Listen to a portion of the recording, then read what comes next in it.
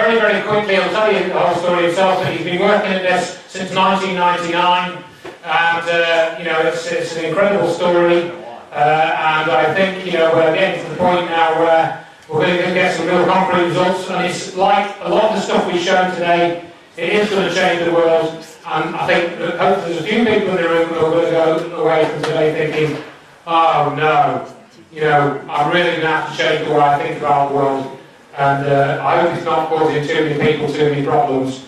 But without any more ado, I'll go to Louis.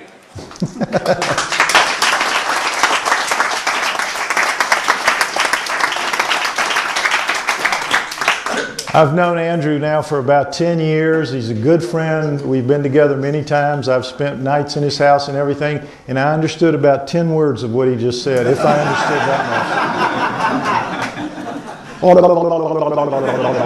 That's how it sounded to me. As you all know, you're here. I hope you know that you're here to hear about the Star Child skull and the latest evidence and all that. So we're going to start with what on earth is a star child. You've all read this by now. This is a comparison of a human, star child, human.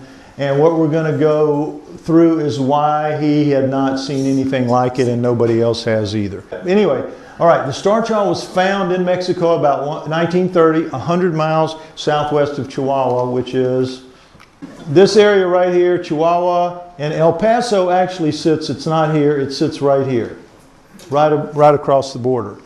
And a teenage girl from El Paso, Texas, whose family were Mexicans who had come from a little village in this area to become American citizens. And when they went back for the first time, she was like 12, 13, 14, 15. She couldn't remember in later life exactly how old she was, a teenager. And when they went back, the villagers told them in this little small village, told her and her siblings, do not go, one thing you don't do, don't go in the caves and the mine tunnels of this area. It's dangerous. It's, you know, it's verboten, just don't do it. It's forbidden, it's taboo. Well, you know, teenager, what are you going to do? Snuck away as soon as she could, figure a way to do that, with a basket, pretending to go out to pick berries and things. And in fact, she was going to look to see if she could find herself a cave or a mine tunnel. And way away, she scooted way away from the village to be safe, and she found a mine tunnel. And it looked something like, it's a high desert area, like you all know from the Grand Canyon, pictures from the Grand Canyon in Arizona and all that. Same thing, high desert, and a mine tunnel like this where people are living in it now, you know, very poor people of course, but that something that would look like that, just imagine it. And as she went into the mine tunnel, she saw a body laying on the ground, a human body like that. It turned out to be a human female, skeleton, full skeleton, about 5 feet tall, lying on the dirt. Got a little closer and she noticed there was kind of a mound beside it that struck her as a grave. And so she got a little closer and she saw that what she called a misshapen hand, and that's the only word we have, a misshapen hand, was emerged from the dirt and was entangled, wrapped around the arm of the one laying on the dirt. Now, she didn't know the things that are obvious about that scene, which is that the one in the dirt had died, and she, for whatever reason, had lugged this body, which the girl said was significantly smaller than she was.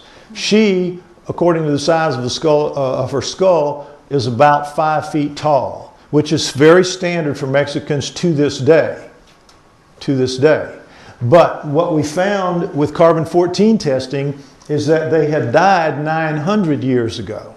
900 years ago. Carbon-14 dated, showed that individually they had died at the same time, basically in the same place.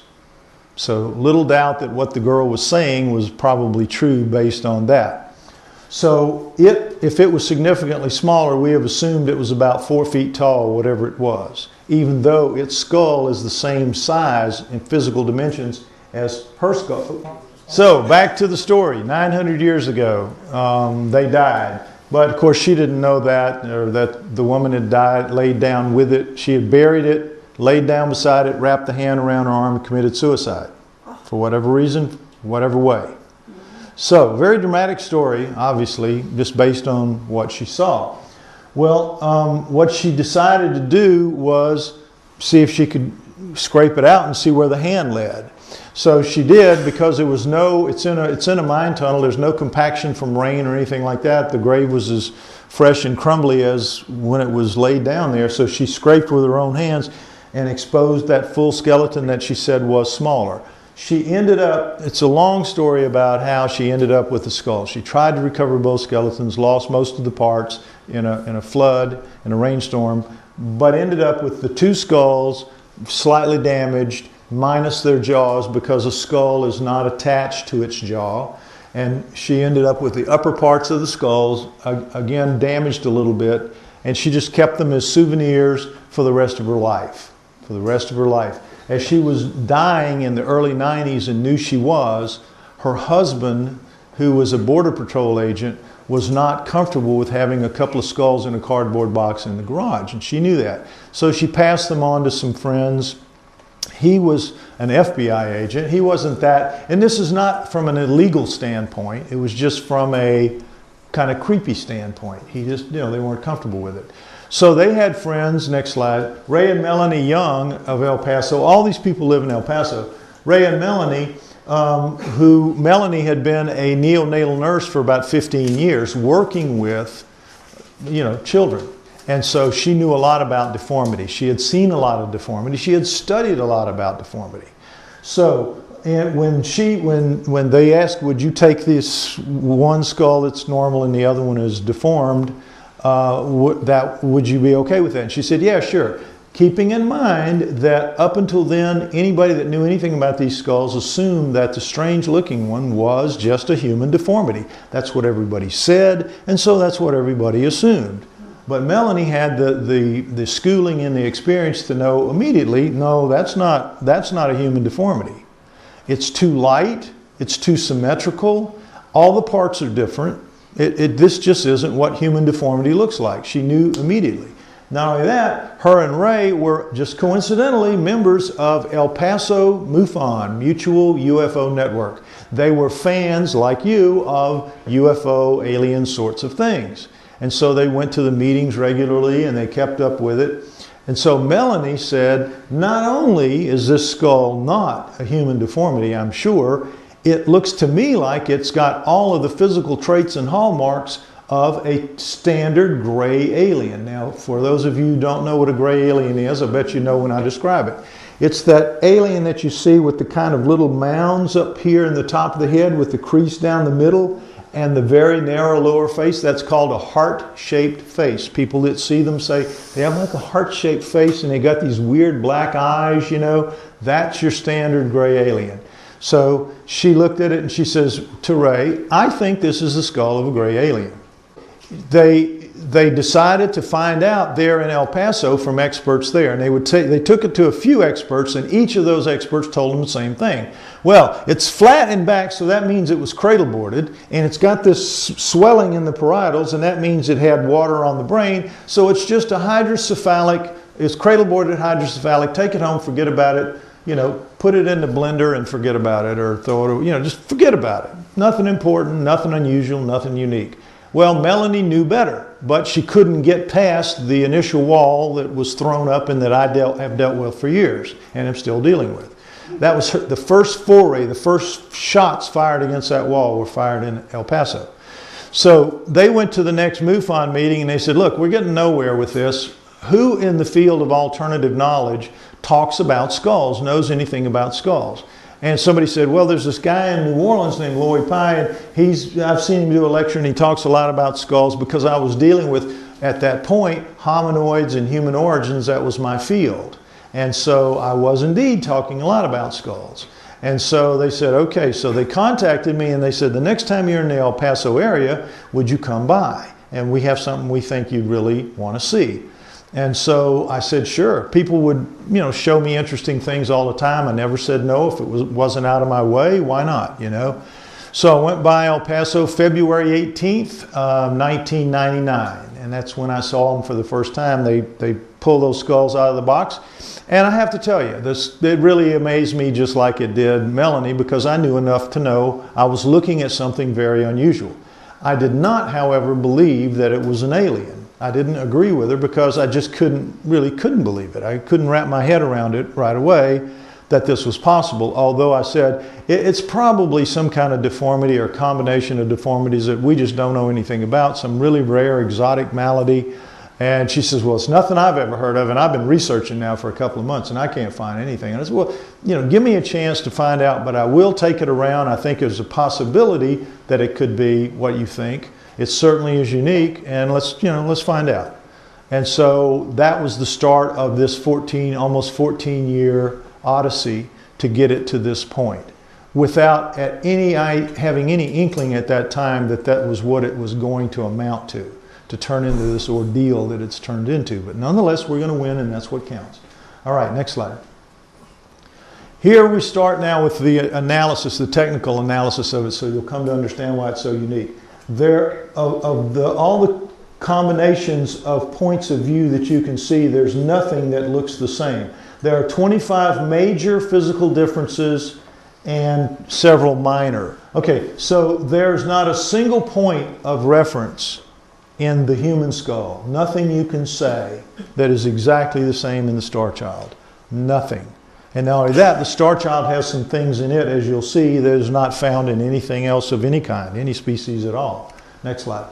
The human, the star child. And it starts with this frontal view, and we see the eye sockets, but these are the kinds of things that I'm talking about. All humans have brow ridges. All primates have brow ridges. You know, that little lump around our brows that our eyeballs sit under. Their eye sockets sit under. A little protective shield there a little bit. Star child does not have that at all. This here, if you put your finger in there in the eye socket anywhere around it, it has kind of a roundness to it. It feels kind of like a drinking straw, the width of a drinking straw and the shape and smoothness of it. If you do that to the star child, it comes right to a point. It's not a blade like it's going to cut you, but it comes right to an edge, like a dull edge. Absolutely different. In here, you see the nose, a human nose comes down off of the brow ridge in a little dip. Everybody's got that, even if you have a big nose. And then your nose is narrow at the top and it widens out as it comes down. Everybody does that. This is totally different. It's absolutely straight, and it's the same width here as it is here right on down. Different, different, different. Even at subtle levels, there's nothing is the same. Now, if you see, next slide, the profile view, what you find is that this is 2 inches deep. That's 2 knuckles deep. If I put my finger in, that's where it goes to. Do that to the star child, it's less than ½ an inch. It's about that much. A completely different eye socket and a completely different eye. There's no way an eyeball like we have that is bigger in the back and bigger on the bottom so that it'll stay in the head when we get hit. Our eye, what we see is a small part of what's back there, so it'll stay in our heads. This, if it had an eyeball like us in there, would be sticking out to there, right? Can't have that. I wanted to point out, if you would go back, the brow ridge and the dip and the absolute lack of both over here. Next slide now. Pterygoids, ear holes, and Indians. When you look at the star child by itself, people would always say, what are these 2 little bones sticking out here? Nobody understood what they were. I didn't either before I learned this. This is called the pterygoid plate, and its sole job is to brace this, the upper maxilla, the upper jaw, and protect it so that if you get hit here in the face by anything, a punch or a fall or whatever, this will not just break off and go right in here and kill you. That's what the pterygoid plates do. They're actually very important parts of the skull. Ear holes right here, you see that the star childs are shifted forward quite a bit, and we'll talk about that more. But the point here, the real point is the Indians. If you are a creature with a head on a neck, you have a knot of some point in the back of your head where your neck connects to. With humans, it's this thing right here. Feel your own. Everybody's got one.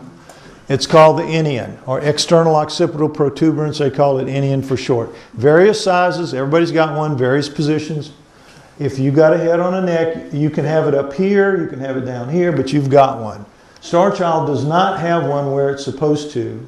If it's a human, it's got, in fact, an indentation. Its actual one is down about right here because it has a very tiny neck, a small neck, less than half of the volume of our neck, as we'll see in another slide. Next slide. Top view, standard curve of a human head. Everybody knows how that works. And then you have this crease here that makes the crease in the heart-shaped face. Now, also too, you need to understand about sutures. These are sutures. These are parietal bone, frontal bone. And sutures are in all skulls. When you're born, you have this area of bone and this area of bone and this area of bone, but all this in between is very stout ligament, which allows a baby, an infant's head, to reshape, to pass out the birth canal, and then it'll come out and it'll pull itself very shortly back into the size that it's going to take. And then what happens over the next 2 years is these sutures close all around, and the last place to close is this one here, which is called the fontanelle, which is the soft spot, at about age 2. And then the suturing is finished. So the star child is clearly, you know, sutured up pretty good, as is this. Next slide. Now, here's the back view. Now, this is what we all look like. This is the occipital bone here. Again, the parietals, and this is the suture line for it and where it connects. This is the inion, the knot that I was just talking to, and these are the fossa where the two big neck muscles come up and attach here. To the two big muscles that attach, but also the neck goes around like this. With the star child, as you see, it's like somebody took this and just pulled it up and straightened it out a bit, and a completely different, just redesign back here. And this is where the inion should be, and it's just this dent kind of compression, and this is its real inion, this little bitty nub of a thing right here, and that's its fossa compared to that. You can see how much dramatically reduced it is. Next slide. Balance points of craniums is kind of pretty interesting. In a human, this would be more out here because this is cradle boarded, and we'll talk about that in a minute. The female found with the human was cradle boarded. It's an important point, and we'll talk about it later. But for right now, understand that the balance point in a human neck is at about at the 2/3 from the front, because all this is solid bone and brain, and a lot of this is hollow. You have big frontal sinuses that take up a lot of room here. You have the deep eye sockets, you have the nasal passage, and you have the mouth. So basically the front of our face is hollow, basically.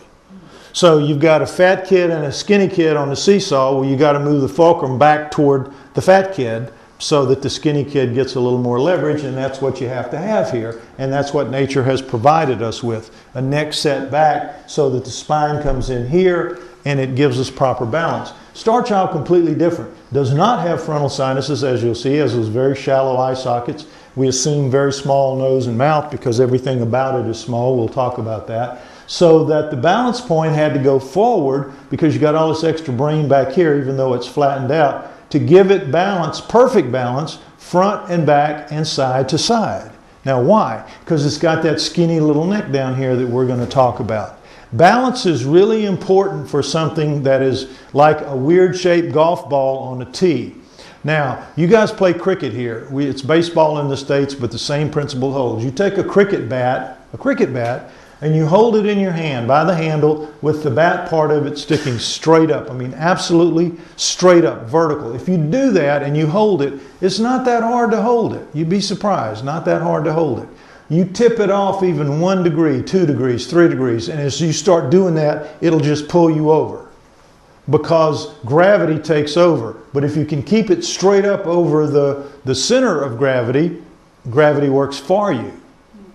That's how it is with the star child, and nature understands that and gave it what it needed to have its head balanced properly on its neck. Now, if it's a deformity, how did nature know to do all these things to make it work? Yeah, right. Anyway, next slide. Now, this is really important to keep in mind. The cerebellum, this thing right here about the size of your fist, sits back here in the base of your neck, and it's extremely well protected. This is some of the thickest, toughest bone in your body, and it's protected by neck muscles as well. The cerebellum is your software. It's your motor. You think and do a lot of things up here, but this is where your blood is constantly moving, your urine is being made, what goes on 24/7 in your body that you're totally unaware of. It never stops. It never sleeps. It's got many more of the neurons and things that it needs in this, to function than this does. This is where we think and do all that stuff, but this is where you really exist. As you know, with Congressman Gabby Giffords, you can take a bullet through the head and live. You can't get a nail pounded into that and live. You got to have this. So it's taken care of. Your body takes care of your cerebellum. What it does is in here, if you could stick your finger in the foramen magnum, you would feel these flanges of bone. And when I take the models and copies around to let people do it, and they'll say, yeah, really there. You can feel these flanges that this thing braces up against to hold it in position, because you got these 3 pounds of this weighing down on it, and it's got to last in place for 60, 70, 80, 90, 100 years. It can't slide out. It can't be compressed, because if it is, it'll slide right out the neck hole. It'll slide right out of the foramen magnum around the spine, and you'll die. And in fact, when you have hydrocephalics where you have the pressure increase, that's generally what will kill them. The push of their cerebellum out through the neck hole. With me? Okay, but with the star child, as you see, we've got a very different situation because of the flattening back here. This has to be more in an oval shape, and you've got so much more brain up here. Now let me mention that. This is a standard 5 foot tall female, standard head, and she's got a 1,200 cubic centimeters of cranial capacity. You pour flaxseed in, fill it up, pour it out, measure it, right at 1,200 cubic centimeters, right about what she's supposed to have. Now all of us in here, except the very smaller people, will sit right in here at the average volume of 1,400 cubic centimeters. Most of us in this room would have about 1,400 cubic centimeters.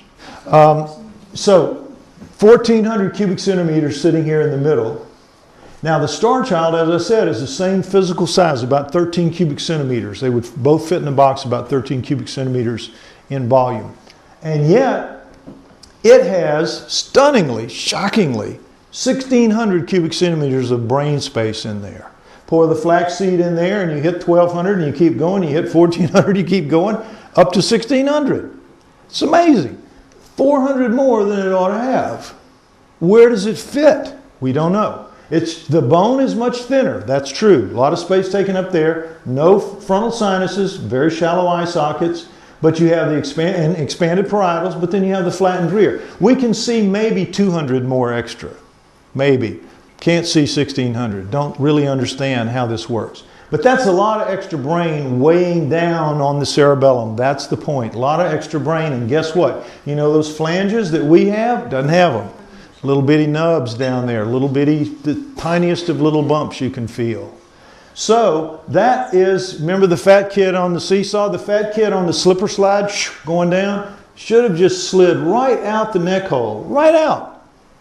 Brain guy said, you know, either this thing doesn't have a cerebellum of the kind that we have, or its brain is a much more dense material than we have, because if that's a human brain, that's coming right out. And don't be surprised to learn that this bone is a lot tougher too. Bone and brain seem to be a lot tougher. Bone is for sure. We have to assume the brain is. Interesting stuff though. Next slide. Neck size and shape. And here we go. We see the normal standard shape of a human neck. It actually peels a little farther around than you can see here, so it's actually even a little bigger.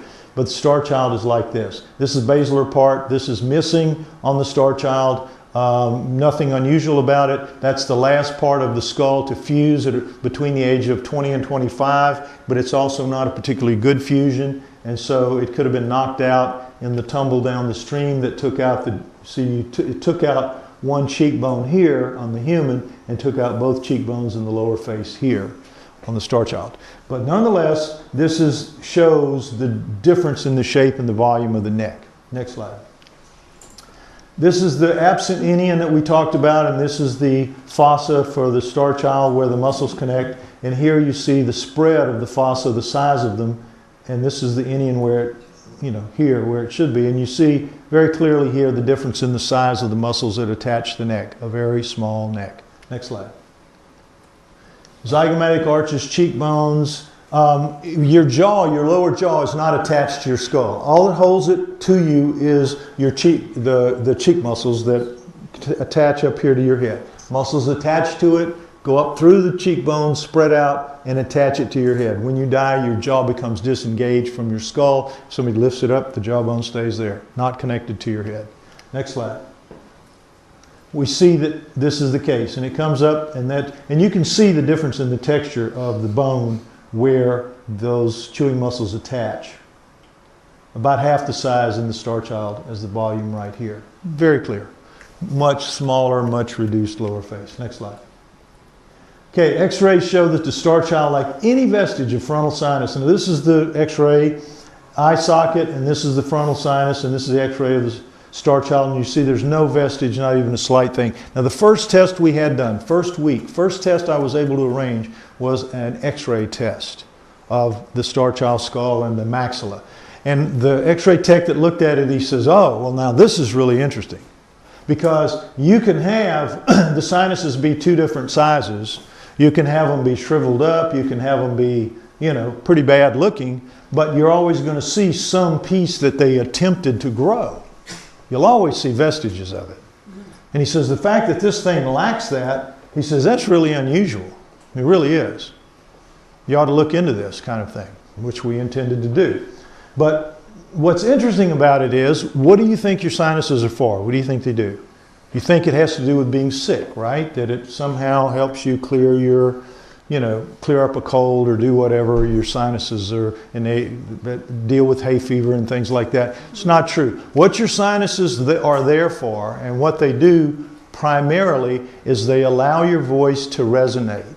They allow me to talk to you as I'm talking to you now. Because if I didn't have sinuses, I would sound something like a robot or something like that, like a machine talks, because it can't resonate. That's how it would be. We would all talk like that. So what this tells us is maybe the star child had no need to talk. No need to talk. And when people encounter grays, one of the things they always insist is they communicate via telepathy. They don't talk. They communicate. I know what they're thinking. They know what I'm thinking, but they don't talk. And here's evidence that this could be that in action right there. Next slide.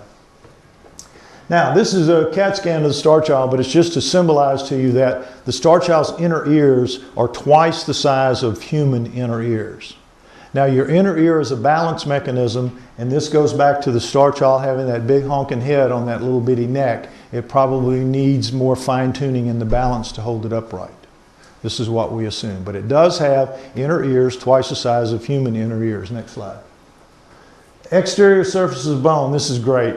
Human bone, all bone, imagine, all bone looks like this with these little dimples here. Now, what are they? You've all heard the story of your cells change out every 7 years. You know that. All but your brain. Your brain stays the same, but all the other cells in your body change out every 7 years. And it's true, they do. That's the 7-year itch, and the study of the 7-year changes of life in the book Passages and that whole school of thought there, but it is true. So in the star child and everything else, humans, excuse me, not in the star child, in humans, what would happen is, let's say a cell here, it's here and it starts to journey toward this hole and it moves in here, and within 7 years it's going to go in that hole and it's going to be dissolved and be passed out. Meanwhile, another one of these holes, and you can't tell just looking at them which is which, is going to be pushing new ones up to take the place of the ones going down. And this is going on all the time. In everywhere, in all parts of our body. We are changing out all the time. And after 7 years, my cells don't like yours anymore. I want a divorce. That kind of thing. It is a function that happens. So if that's true, how does the star child lose them? If it's a deformity, how does it lose that? Down to that level of detail. Pretty weird. Next slide. Mass spectrometry of the human bone. You have high calcium, high phosphorus, oxygen and carbon down here, and then the others are very low down here. But standard human bone, this is what it looks like. Next slide. Star child bone. High calcium, high phosphorus, but look, oxygen and carbon way up. What's the difference? It is tooth enamel. This is tooth enamel. The whole skull, all the bone, is like the hardest bone in our bodies, which is our tooth enamel. It is, and our bone is tough, don't get me wrong. Bone, animal bone, human bone, pretty tough stuff. But tooth enamel is the hardest, and the star child, because it's very thin relative to human, is much harder. It is tooth enamel, like tooth enamel, chemically. Next slide. Upper right maxilla fragment has a nasal passage and is very small. This is that piece of maxilla that I was talking about, and what that is this part here, from the middle around, this part of your upper jaw, right part, that piece detached. And it used to have 2 teeth, now it only has 1. I had to give this one up for testing, forgive me, but you know, I made mistakes like everybody does. There was no instruction manual when I got this thing. But anyway, here's the nasal passage. So we know that it breathed, it had a breathing mechanism. And what this 1 inch is, don't let that fool you, there was at least another tooth there, at least another one. So it was a little bit more, but it was small. It is small, small mouth. Next slide.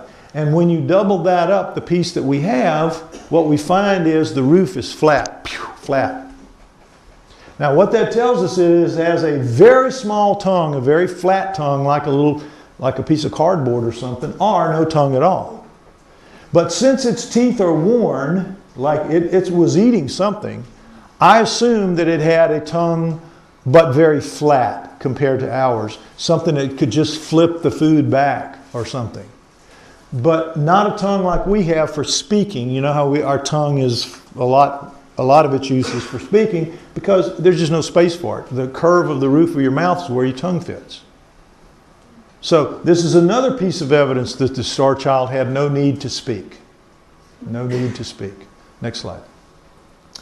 The x-rays of the maxilla fragment with one of the teeth gone shows that you have 5 crowns ready to come down.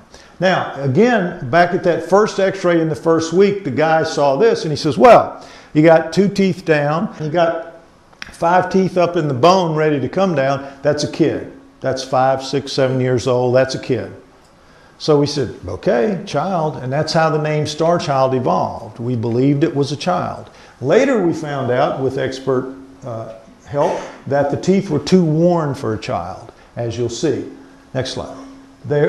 Too much torque has to be applied to chip the enamel like this, to crazy enamel. You get this from cracking walnuts and things like that. I mean, really hard work. This is from eating gritty food made with a mortar and pestle made of stone, like that. So you've got all the, the chipping, and you can see the different chips here and the crazing. And it's just not, children can't generate that torque. They just can't do it. They don't have the teeth in their mouths long enough to do that. And plus this is an adult root. When this is the tooth that was pulled out, you can see when a child's tooth comes out, all this is dissolved. You know how they come out and you put it under the pillow and it's just that little part there. So it's just not a child. It was star adult, but once we called it Star Child, that name has stuck. And that's what it's going to go down in history as the Star Child. Next slide. How the skulls look now after removal of bone for testing, and this just to let people know how much we've had to cut out of it, and there's also about that much gone out of the backsides. Not the human. Every time we test the human, we get what we want the first time, so it's much less damage, but with the Star Child, they don't get what they want, so they keep cutting, trying to find it, and you have to cut that much more out of it. Next slide. How does mainstream science explain the Star Child? They explain it very simply. Nature can do anything. Nature can do this. It can make a tiger rabbit if it wants to. Nature can do anything. In the same way, when you back a religious person into a corner about religious questions, they'll always back into God can do anything. You can't beat me, God can do anything. Well, science is exactly the same way. You can't beat me because nature can do anything. With all these things that I've been showing you, these physical differences, they mean absolutely nothing to mainstream science. All they do is they just say, sorry, nature can do anything. A guy, I got in an argument, I was pushing him a little bit to answer questions that he had no answer for, and he finally just said, look, I don't care if you stack up 10,000 of those differences. 10,000, doesn't matter. All I have to do is say nature can do anything. Why are you even bothering me? Why are you wasting my time? Why are you wasting your time? Why don't you just go home and forget about it? You can't prove what you're saying. You can't prove it. And in terms of physical differences, he's right. He was right. There's no way to overcome the other side. Why?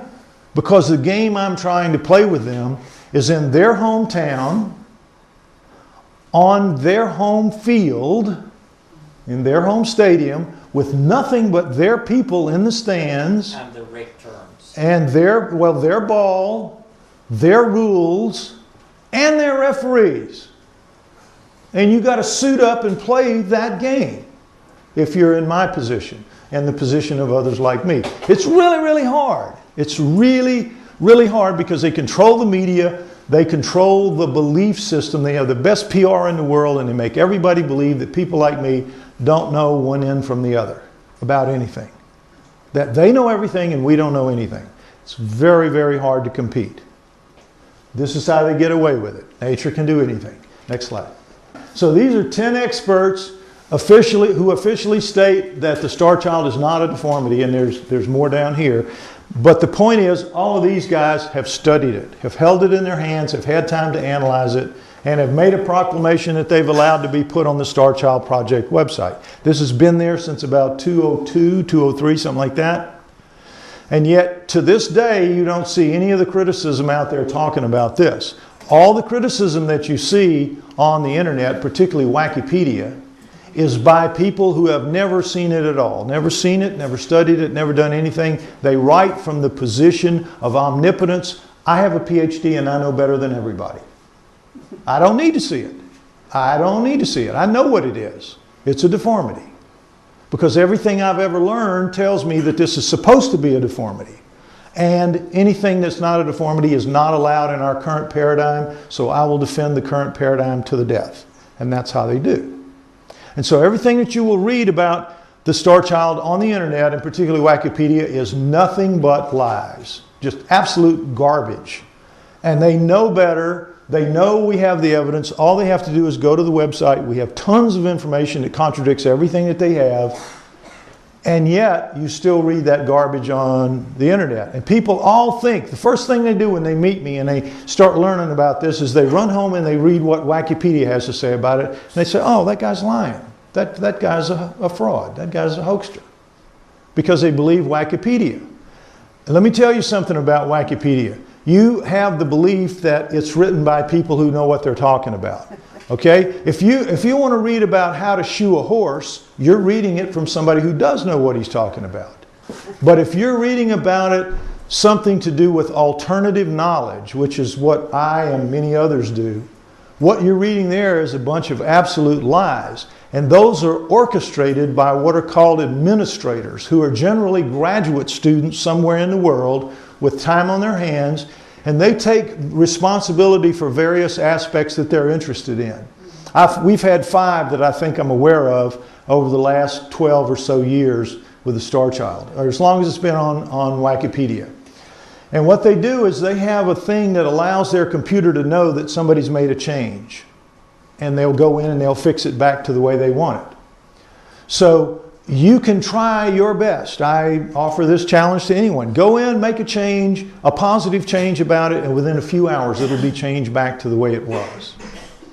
And by me doing this over the years, it's turned out, somebody contacted me not too long ago and he said, you know, I heard you say this on a radio show, and I didn't believe it because I do a lot of work within Wikipedia, and I just wanted to see. I checked your Star Child website. They keep great records. All the changes that have ever been made, they keep. And he said, I looked at your page, and he says, I have to tell you, I was really impressed. There have been more changes, pro and con, on your Star Child page. More people trying to write good things about it, and more corrections from the other side than on the page of ex-President George W. Bush. Now, that is good company of scoundrels. I mean, that is. So I take pride in that I'm that far under their skin that they have to watch it that diligently. But they do. That is the way it is. Next slide. What they say is that still to this day, you will still read cradle-boarded hydrocephaly, and now the new one, progeria. It used to be just cradle-boarded and hydrocephaly, and that stood because they could get away with it. But I've hammered them so bad at things like this, as you'll see, that a few years ago, 3 or 4 years ago, they came up with that one, and you'll see why. I'm going to go over each one now. Next slide. Cradle boarding, you all know, I hope you know, is the practice of primitive societies where you put a baby on a board to put on the mother's back in societies where the women have to work very diligently within a few days of birth. They put the baby back there, they swaddle it, and they have to strap the head down lightly, not crunch it down, just lightly strap it down so that it won't snap around like that as she works and damage its neck. Just hold it down. But because the bone is so soft over the time that it has to stay on the cradle board, it is going to flatten out as flat as the board. And the human that was found with the Star Child 900 years ago, very common, she was cradle boarded.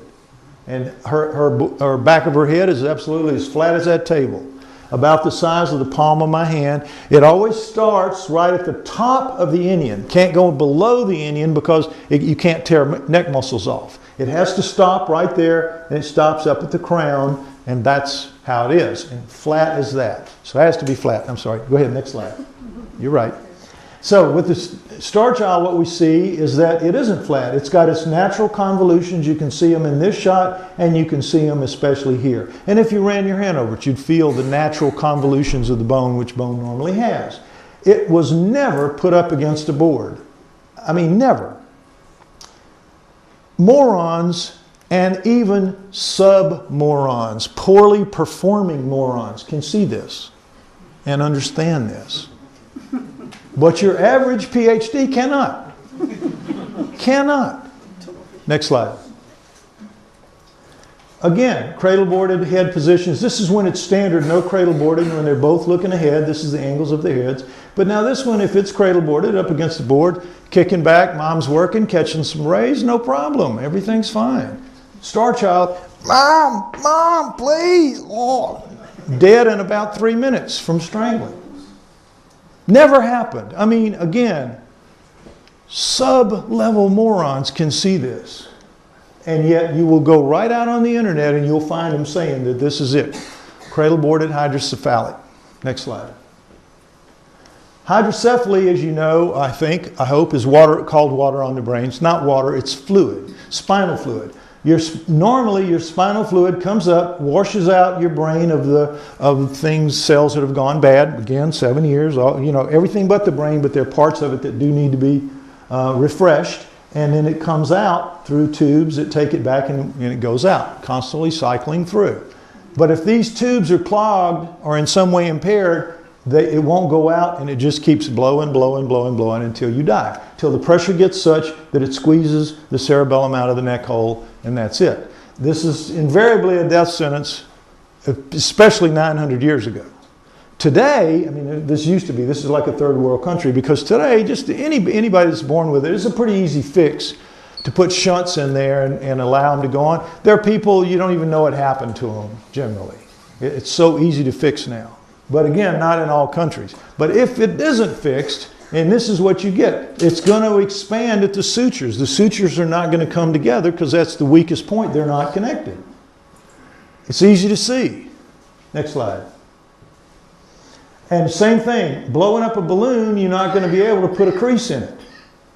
And the sutures are all together.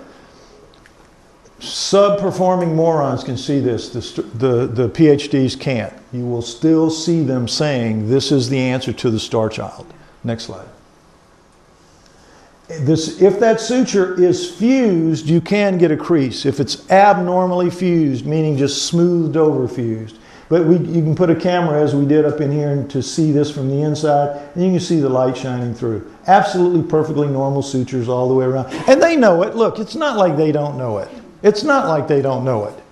We're on that field playing that game. That's what it is. And they're trying to win. Even though they know what they're doing is cheating, they want to win. And so they just pretend that this is true, when they know good and well it's not. Next slide. Last but not least, vein tracts. When your brain has veins on top of it, and when you're an infant, your bone is so soft it touches on those and the veins leave tracks. Everybody's like this. And the Star Child has them too. Now they're repositioned in the Star Child because it has a different kind of brain, a different shape, different everything about it, but it still had veins on its brain, and it shows clearly that it didn't have fluid on its brain, separating the brain from the skull. Morons at work. Next slide. Now, the new one is, because of just how devastating that argument is against them, one of them noticed, wait a minute, wait a minute, wait a minute. The star child has thin bone and progeria victims have thin bone. And the star child has a lower face, a small lower face, and progeria victim. It's got to be progeria victim. We win. Yay, progeria victim. Star child is a progeria victim. Well, sure enough, the star child bones are thin relative to humans, but progeria is that horrible disease where when you're born, you immediately start getting old. And if you make it to 15, you've lived the equal of about 100. Most of them don't make it to 15. It's a terrible, terrible disease across a lot of areas, a lot of problems. But what it is mostly is you're shriveling up and dying right out of the chute, so that your bones are always very fragile because they're so thin and so weak and so brittle. Next slide. Now the star child, sure enough, you see how much thinner it is. It's dramatic. Half or less than half. But certainly in the same area here, it's less than half. And yet, it's 2 to 3 times as hard. It's much harder. When you cut these bones, if you take a saw blade and to make this bone cut right here, a saw blade, you just go zoom, zoom, zoom, zoom, zoom. It'll take you about 50 strokes to make that. Human bone's not, you can see it's not thin and it's not easy to cut through. It'll take you about 50 strokes to make that length right there. To make the same length on the star child, take you about 200. It's like cutting sheet metal by comparison. You don't even know you're making progress for a while. Really amazing, that tooth enamel thing, and something else that's coming up later. But you can see very clearly, this is not fragile bone. This is not progeria victim. Next slide. Now, sure enough, lower face, reduced lower face, and you'll see this in a minute too. But it's still human. Look at where the ears are, right at the eyes where it's supposed to be. Look at where the ears are here, not even in the ballpark. Still human eyes, brow ridges, dip in the nose, human eyeballs in there. So it's shriveled up, yes, but it's still a human being. The parts that aren't really badly affected are still human parts. Next slide. And you see if in profile, brow ridge, nose dip, no nose dip, and lack of chin, very reduced because it just never gets to grow. Little thin neck, but still has the inion back here and all this. It's still just not the same. It's a human. It's a badly deformed, badly impacted human, but human nonetheless. Star child is not a progeria victim. Next slide. And last but not least, progeria victims almost never have the fontanelle close, and of course the star child did. Again, sub-level morons, anybody can see this. Anybody that's a true scientist would be ashamed to try to say that the star child is a victim of cradle boarding, hydrocephaly, or progeria. And yet you go out there and that's the criticism that you will read. Next slide. So how do they explain it away? None of the above is true. None of the above. Next slide. And if it's not a combination of what are these things, what was it? Next slide. Well, the first image we look at is by an Alaskan artist named Rob Roy Menzies, who said, look, if I take your x-ray and I put a face on it, it looks pretty cool, don't you think? And I said, well, yeah, pretty cool, except you make it look like somebody killed its dog. Can you fix that? Make it look a little more appealing. And so in the end, next slide, we got out this, which I think is really a pretty good depiction of how it probably looked. And understand with the eyes, this. With the star child's eyes, with that very, very shallow depth of its eye sockets, it can't have a ball like us. That would pop off the head like frog eyes. You can't make it through childhood with eyes like that. You have to have a greatly flattened in eye that sits there and really probably can't move. There's no way. Like we can get 180 degrees of vision by looking left, looking right, but our eyes move because they're round balls in a big socket that holds them.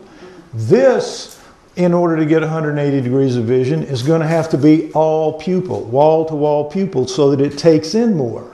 But in taking in more, you got to have a bigger brain back there to deal with all that it's taking in more. A lot of our brain works to take care of our vision, right? Star Child has all that. So I go along with this idea. Now, the standard gray idea of eyes here is very likely, I think, some kind of a lens that they have to wear over when they're on Earth to deal with Earth light or Earth dark, maybe so they can see it in the night, because you generally always are dealing with them in the night. Not that many encounters in the day, some, but vastly more at night. So it's possible that those are lenses that allow them to see at night or whatever, but I think it's a lens sitting over the eye. Now, this communion picture, this has become the icon, the iconic image of gray aliens because of the Whitley Strieber book, the cover of the Whitley Strieber book. But in fact, and Bud Hopkins and others who deal with this will tell you, this is not what people say when they've really seen them. Bud says this is much more like what they describe. They don't describe this. They describe something much more like that. Bud Hopkins himself told me that before he died. It's pretty interesting. Next slide. Now, this is a forensic sculptor. People would say, well, has anybody ever tried to make one of those clay models of the Star Child? And so we finally got a forensic sculptor, Bill Munns, to do it. And this is what he sent me. And I said, Bill, geez, man, those eyes, those are human eyes. That can't be the Star Child's eyes. He says, yeah, I know. Couldn't make it work, Lloyd. They just stuck off the head and it was just terrible. I said, well, what'd you do? He said, we don't have a format for that, any kind of a template for it. I said, well, what'd you do? He says, well, I had to cut the eyeball right in half. You know, the eyeballs that they put in there, I had to cut it in half to make it fit. And he said, and then it was okay. And I said, oh, well, all right. And I said, what about the neck? What are all these big things out to the side? And he says, well, if you do the neck the real size of it, he says, you got this big honking lump of clay up on this skinny little neck. He said, if I bumped it against the table or something, the head might just fall off the neck. So I had to brace it up a little bit. And I said, oh, okay, all right. Well, that made sense too. But I mean, other than that, though, it's a pretty reasonable, pretty good look, I think. Next slide. And you'll see how he put it together, and you'll see those half eyes in there, and you'll watch the process of him putting it together, which is really pretty cool.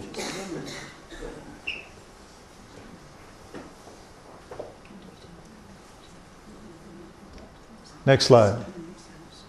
And we'll do it again because it's so much fun.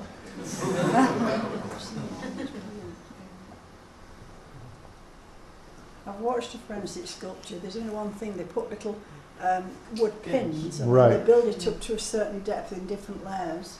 Some do it that way, and others... Put in the little wood pins. Well, nobody knows what the wood things, what they would be. But I asked him about that, and he says, no, the oldest of us do it this way. The youngest of us have learned in college to do it the new way. But he said it's the same effect. I mean, it looks good to me, other than those things. Okay, next slide. Now, this is from a guy named Chris Murphy, who, I don't know how many of you are interested in hominoids like Bigfoot and the Abominable Snowman and all that, but he does the best books and some of the best literature, but particularly the best books about that subject. And he does analysis of hominoid faces relative to human faces, and he did this with the Star Child. It turns out that our faces are very well proportioned. From here to our chin, our eyes are in the middle. From our eyes to our chin, our nose is in the middle. From our nose to our chin, our mouth is in the middle. It just divides down like that. It's really pretty cool. Star Child, nothing like that.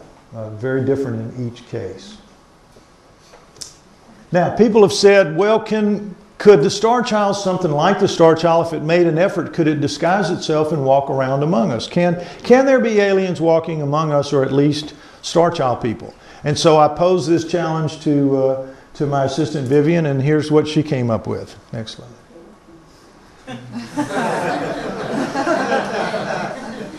And boy, it's like, well, maybe, golly. Could happen. Anyway, next slide. Two things found in the Star Child bone are not found in bones of any other creature on Earth. Unknown fibers, unknown red residue. Understand what I'm saying here. No other creature on Earth. You're going to see something that's not found in anything. Two things that's found in the Star Child. Next slide. This is the cut of a Dremel blade. A Dremel blade is a blade, a whirling round blade, and a deal that you cut the bone with, and you go, whoop, you cut the bone. And if I were to have one here, it could cut my hand off my wrist in just a matter of a few seconds. It would go through. Do not screw around with a Dremel blade. Tough. So when they cut some of the first pieces of bone out, not the first pieces, but some of the first pieces, but they looked under with a little chip with a scanning electron microscope. The person said, what is all this? What is all this? What is all this? Well, what is it? We don't know. So you never see this. This is incredible. How could it resist the Dremel blade? Well, it turns out that these are fibers. Next slide. These fibers are woven into the matrix of the bone. Here you see one of them where the blade passed just over where it lays in that track right there, like rebar in concrete, to add strength to the bone that's already super hard. Because these fibers are really, really durable. You can see that one's torn, but somehow this one came along here, it got ripped out of its track and came out here and got wrapped around this spatter one here. They're different kinds. They're different kinds of fibers. And we've had a check from with mycologists. It's not anything that grew on it or grew there. It's not fungi, bacteria, mold, anything like that. It's in the bone. It's in the matrix of the bone. It's woven in, not known in any other animal species on Earth, as far as we know. Next slide. We see another one here, the flat fiber snagged down here, and another kind, but what you see here up close is it's sheared off. The Dremel blade, it resisted the Dremel blade to the degree that it tore it off instead of cut it through like it would do my arm. Tough stuff, whatever this is. Next slide. And here we see one absolutely clearly buried in the matrix right up at the surface of the inner part of the bone. What is it? Don't know. Next slide. Now, bone chips cut but not polished. When you cut, the bone turns into powder. When the blade is cutting, powders it, and so it blows into the cancellous holes. Human and star child. You can see because the star child is so much denser, it makes more powder. That's basically it. So, if you take a piece of this and instead of cutting it, once you've cut it, if you take pliers and you snap off a corner, which you can do, snap it off, and now you get a nice clean edge. And if you're very careful, you can take lapidary tools like you use to polish jewelry, and you can polish that bone and you'll get a nice clear look at what's in the cancellous holes. Next slide. And what you see with human bone, this is the top, it's so big relative to the star child, this is the top, this is the inside. This is the same area, the same place, same piece. And it's pretty, it's like alabaster. It looks like a kind of a jewel of its own. This is human bone, normal human bone, after extended periods of death. Because what happens is in the natural course of events of life and death on this planet, Mother Nature cleans her plate, dust to dust. There are things that will eat every single aspect of us up till there will be nothing left. Nothing.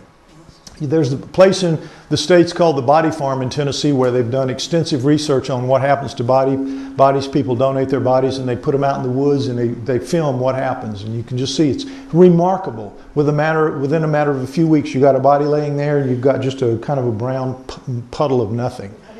It's really incredible. Bones and everything. Get down to the bones, there's mold and fungi and bacteria that are going to eat that. Mother Nature cleans her plate. If she didn't, we'd be stepping out of here and we'd be looking at 1,000-foot high piles of bones. You have to understand that. Well, one of the things it does, there is a bacteria that we all carry that will eat out every single skerrick of bone marrow from our bones. Now, this is how bone works. It's like a sandwich. You got a piece of bread, and in the middle you have the cancellous holes where the marrow moves and is made and all that. Bone marrow, right? It's blood, in effect. A different kind of blood, bone marrow. So, what they do is they eat every bit of it out so much so that in the end, you could eat out of that. It's that clean. Nothing left in anybody ever. Next slide. Except for the star child, in which case you have this reddish residue all over the place. Next slide. We'll see a backlit piece. Look at it. No idea what it is. But it's not bone marrow. Because if it was bone marrow and it oxygenated, it would be black. You know how blood does? Blood falls, it oxygenates, it turns black. Whatever this is, it's not from Earth. It's not from Earth because Earth provides bacteria to eat every bit of it. We don't know what it is. Now people say to me, well, why don't you find out what it is? Why don't you find out what the fibers are? Why don't you find out what this is? It's very microscopic in size, all of it, number one. Number two, never been seen on Earth, so there are no protocols for recovery. Nobody's ever thought about trying to recover it before. But let's just say you could figure out how to recover it. How would you maintain the integrity of the samples that you recover? How would you get them and keep them pristine so that you could then test them? And then, because you're going to have to destroy them to do the tests, of all the thousands of tests you could run, what are you going to choose to run to destroy them? What are you going to do? You see the problems really compound when you look into doing it. And more important than all of it is, it costs an awful lot of money and we just don't have it. If there's one thing our field is famous for, it's no money. We can't access the money. The PhDs keep it all to themselves to do their stupid, flea research or what, I don't know if you ever read the crazy things they spend their money on, but nonetheless, we don't get it. They make sure we don't get it. And we have to scrounge around the way we do, and that's one of the ways they keep us down and out of the way of really bothering them. We'd love to know, and one day we will know. When it's appropriate and okay for science to deal with the star child, all of these things will be dealt with. Just like Otzi the Iceman, they've spent, $50 million on him over the years to find out everything they could possibly find out about him. The star child will be like that one day. Price will be no object. But not now, not until I ram it down their throats and they're forced to deal with it. Okay, next slide. All right, so this is basically just saying what I've been telling you, that the physical stuff just doesn't matter. But guess what? Recently, our geneticists recovered and sequenced several choice bits of clear-cut DNA evidence, and I'll share that with you now. This is quite a ride, and it is. Now, we're going to move into the DNA. Next slide. Did you get that from the teeth? The DNA? No. Bone. We can't. We're saving the teeth for the one that goes to film, the final. So we just get it from the bone. But the star child's DNA is good. Okay, everything about the star child skull case comes down to DNA. Now, this is where you have to start learning some things. So I'm going to kind of go slow, and I'm not going to leave anybody behind. Don't worry.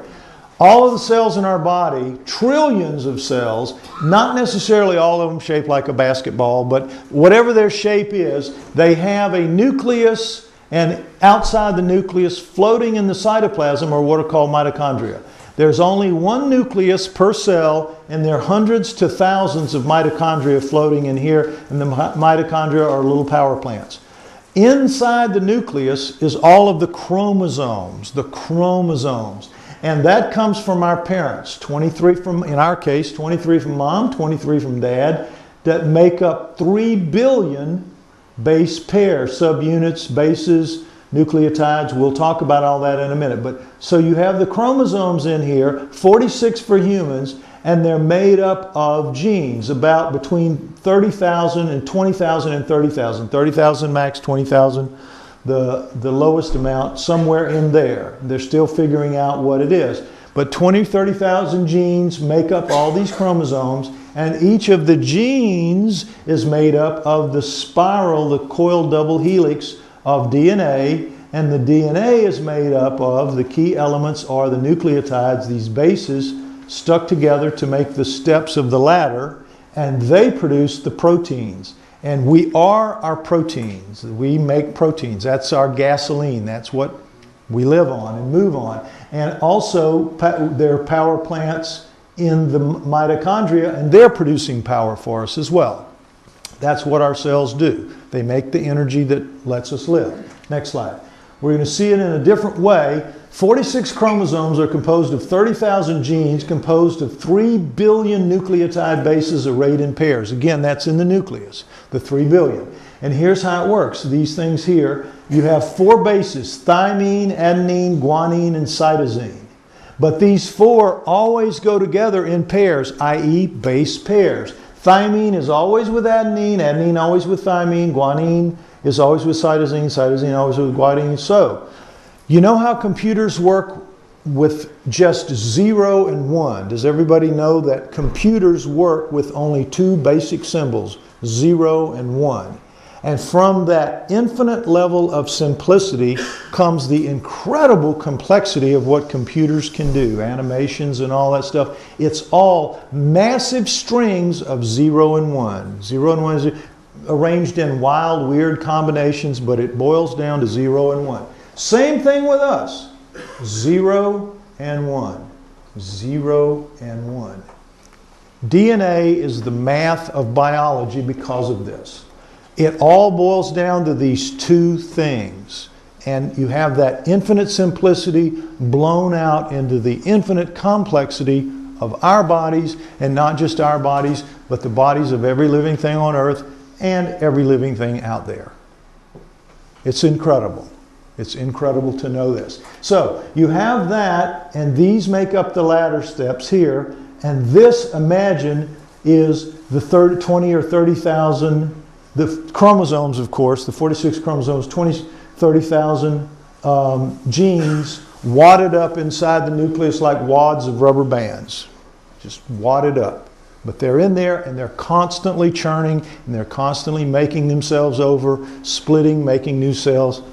It's mind-boggling when you really get to understand how our bodies work. It really is. Next slide.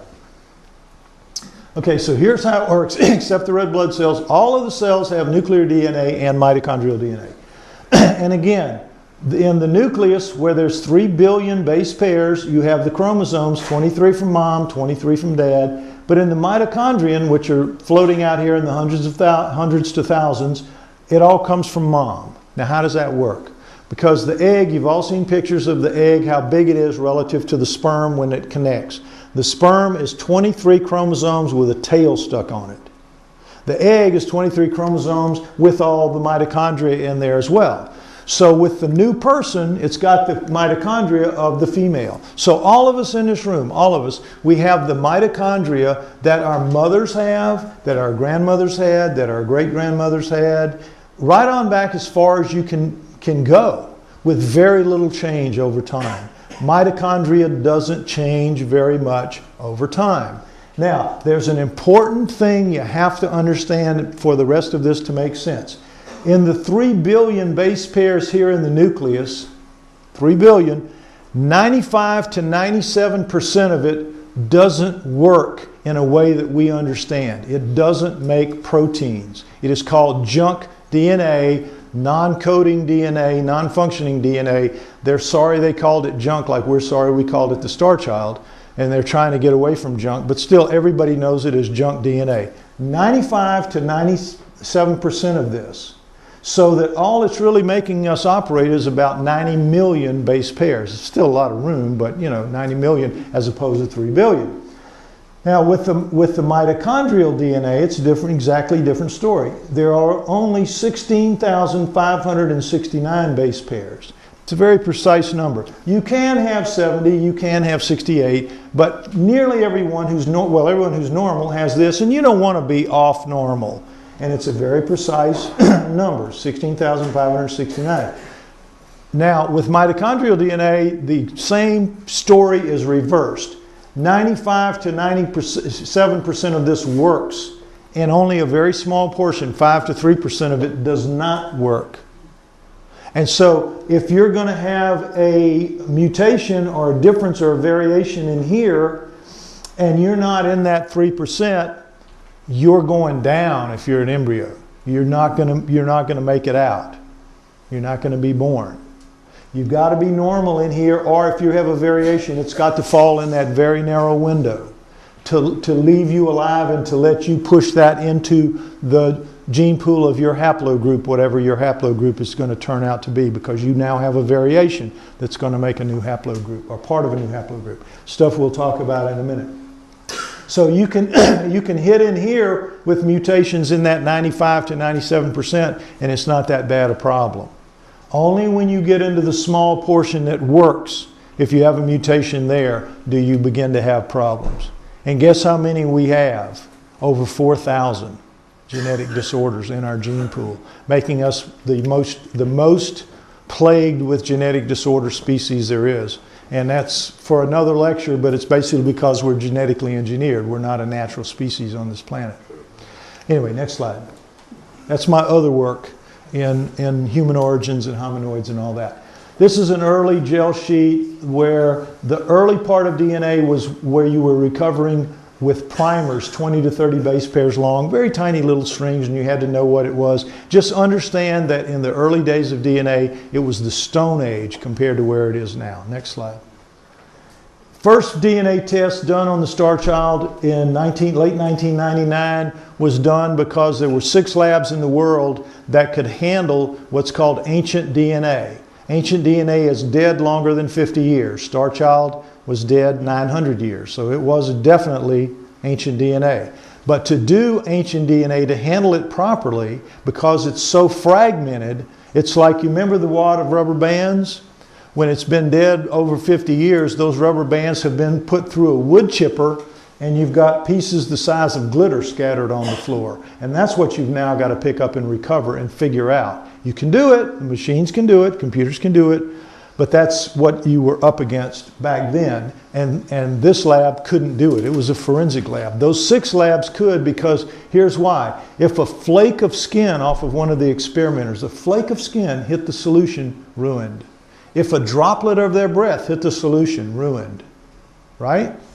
It was like you had to work in a clean room. That's why there are only 6 labs that could do it. I wanted some kind of result, so I gave it over to these people. And they started out, I think, with the best of intentions. But in the end, other people on the campus found out what they were doing, and they just put pressure on them and said, get that thing out of here. Just get it out of here. And so, next slide. The report I got from them finally after 2 contaminations was a very weak result, 200 picograms, when 1,000 was normally what you would need. And they said the result is the XY chromosomes, which tell us the star child was a male and it's human. They were basically saying, go home and forget about this. This is dangerous. We can't fool with it. You shouldn't fool with it. Forget about it. And I said, you know, this can't be right. And they said, it is right, and we're going to put it out. Now, they again had already contaminated 2. This is another contamination. I don't even know if they even did it. I think they just wrote this because this was what the mainstream scientific community wanted to hear. And right now, to this day, again on Wikipedia, you will read them referring to this test right here from Bold in '99, saying that the child was male and that it was a human. You can read that as if it happened yesterday. As if it happened yesterday, in criticism of the star child. And so we were just absolutely floored. When this happened and the word went out, everybody, everywhere heard that the star child was a human, and that was it. Next slide. And so for the next 3 years, it was dead. I couldn't get anybody to listen to it. Lloyd, Yes? who funded that lab? Who gave that information? Who was the main funders? The owners of the skull, Ray and Melanie. No.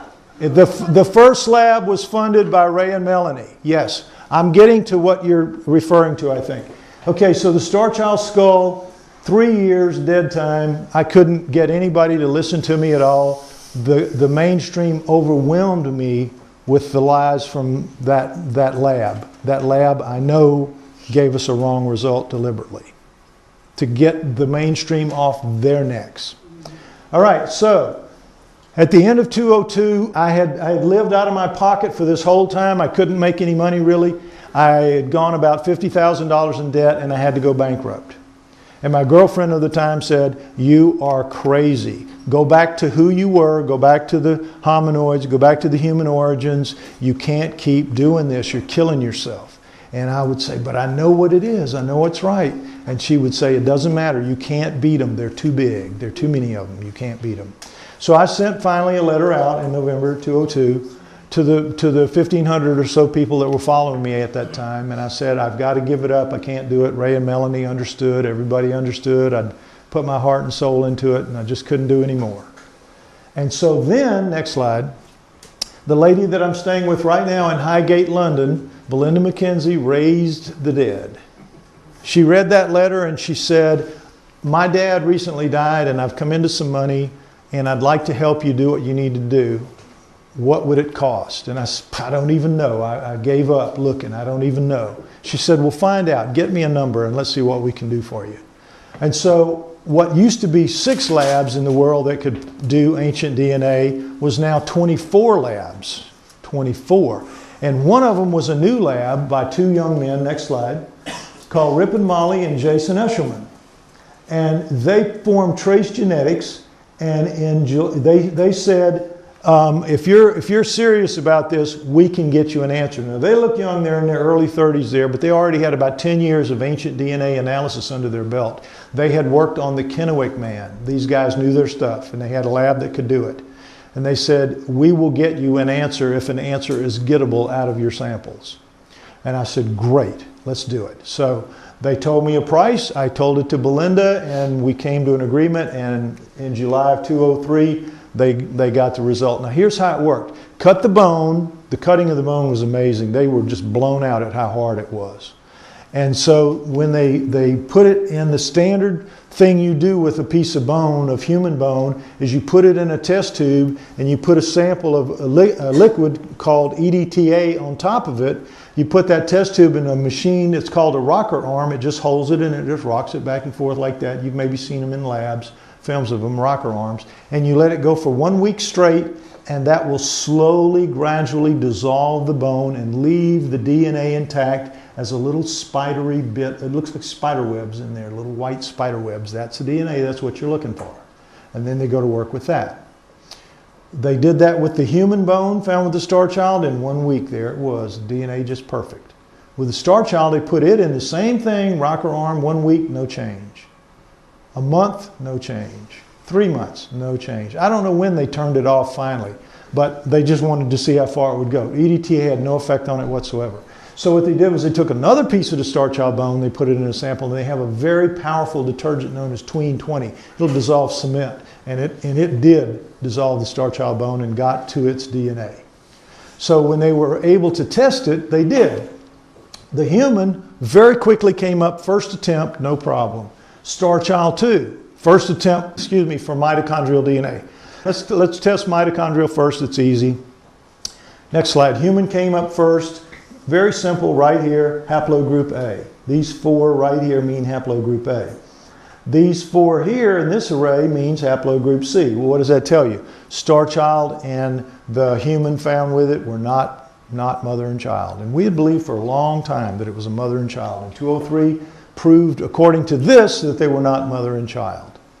But the star child did have a human mother, because that mitochondrial DNA was human mitochondrial DNA, or it looked like it anyway. At the time, the primers, remember we're talking primers, 20 to 30, and sometimes as much as 50 base pairs long, were pulling out little pieces saying it's human. It's all they could do in 203. That's all the technology they had at their disposal. So after they got the mitochondrial DNA, we knew its mother was a human. They said, okay, now we're going to go after the nuclear. Now you got to brace yourself, because the mitochondrial came up on the first attempt very easy. So this is looking like we're going to get a sample. And if it's human dad, then you've got a human on your hands, like it or not. So I was ready for that. I just wanted it over by then. It had been a long time. Next slide. But after 6 attempts, 6 full attempts to get its nuclear DNA, they could not get a recovery. Could not get a recovery. Now this is what the Bowl lab said they got. Nuclear DNA, male, human, remember?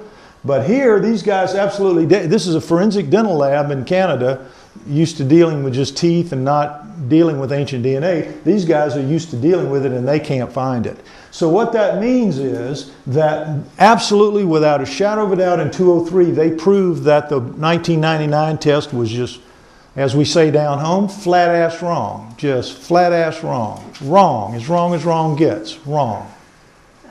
Now, that should have been it for science. You know what science did? I started sending this out to all the people that had written, criticisms and people who were hammering us on the internet and all that. I said, look at the new test. Oh, no. We don't choose to believe this one. We choose to believe the first one. We think these guys made some kind of a mistake. We're not going to accept what we don't want to hear. We're going to live with what we want to hear.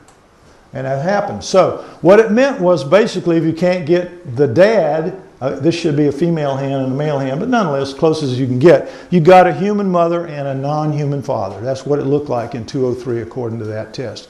So that's what we began to say. It was a hybrid. And I would say it must be a hybrid, and I would give these hybrid speeches, and I would always say the same thing, but it's a hybrid with a human mother and an alien father, but there's no sign of mom left. So I don't really understand how it worked, because there's nothing of mom left in it. You can't find any human in it.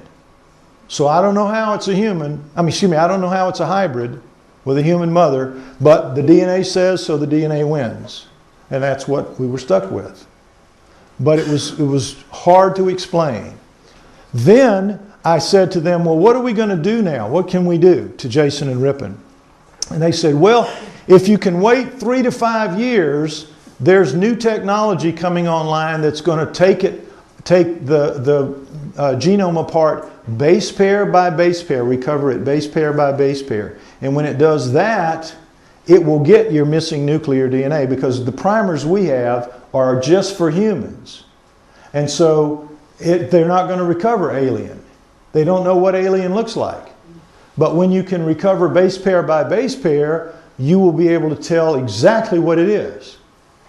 So it's like, okay, I'm looking at a jail sentence of 3 to 5 years. You know, the judge gavel down, 3 to 5, depending on your behavior. That was it. Another 3-year jail sentence. However, it was exactly 3 years. Next slide. And in July 2006, a company named, the company that Jason and Ripon were referring to that they knew about that was processing, was called 454 Life Sciences, and they produced a machine that would indeed recover base pair by base pair. And those machines were immediately sent to the Max Planck Institute in Germany, Leipzig, Germany, to begin working on the Neanderthal, because that's something science wanted an answer to. They wanted the genome of the Neanderthal to understand if it was closer to primates or closer to humans, or what was it Neanderthal. This is something they want to know. So they applied, and all of this cost, by the way, millions of dollars. I mean, 10 or $15 million they've spent on that over the years. But the price, as these machines began to proliferate, the price was going down. And it was going from millions of dollars to $1 million to $500,000, and it was, you know, going down all the time. Well, just because I got to 3 years didn't mean I could afford it. It didn't mean at all. But at least I knew that if I waited long enough, the price would get down within range, reasonable range of doing something with it. Now, right now, today, the price of this has gone down so much today in 2012 that as we sit here in this room, if you took any of our DNA, our genomes, you could have your entire genome read out by one of these next generation machines by Illumina for $10,000, about 8,000 pounds, in that range. Your whole genome. If you wanted to do it, you could. You could hire it done. But understand, that is living. That, remember the rubber bands? That's the machines going in and breaking each rubber band very nicely and laying it out and laying it out and laying it out. They can do that because it's alive, nothing wrong with it. Remember, the star child's DNA has been put through the wood chipper and it's glitter on the floor. It's got to be put together piece by piece. So it's still going to cost $2 to $3 million to do it, because you have to run 50, 100, we don't know how many tests to get those little pieces of glitter stacked up, and then you run a compression program that puts them all together in one read. But you can do it. You can do it. Don't think you can. I know it's mind-boggling, but the star child's a pretty easy recovery because it was buried in a mine tunnel, no rain washing down on it to leach minerals into it, no sun beating down on it. It's well preserved. It's well preserved. But it is ancient. It is broken up into pieces, but the pieces are there. The pieces are recoverable. So, next slide. In early 2010, a new geneticist contacted me and offered to help. And here's how it happened. Guy contacted me and he said, look, I've read your Star Child Essentials ebook. My wife read it and my wife was impressed. A friend of hers had told her to read it. She read it.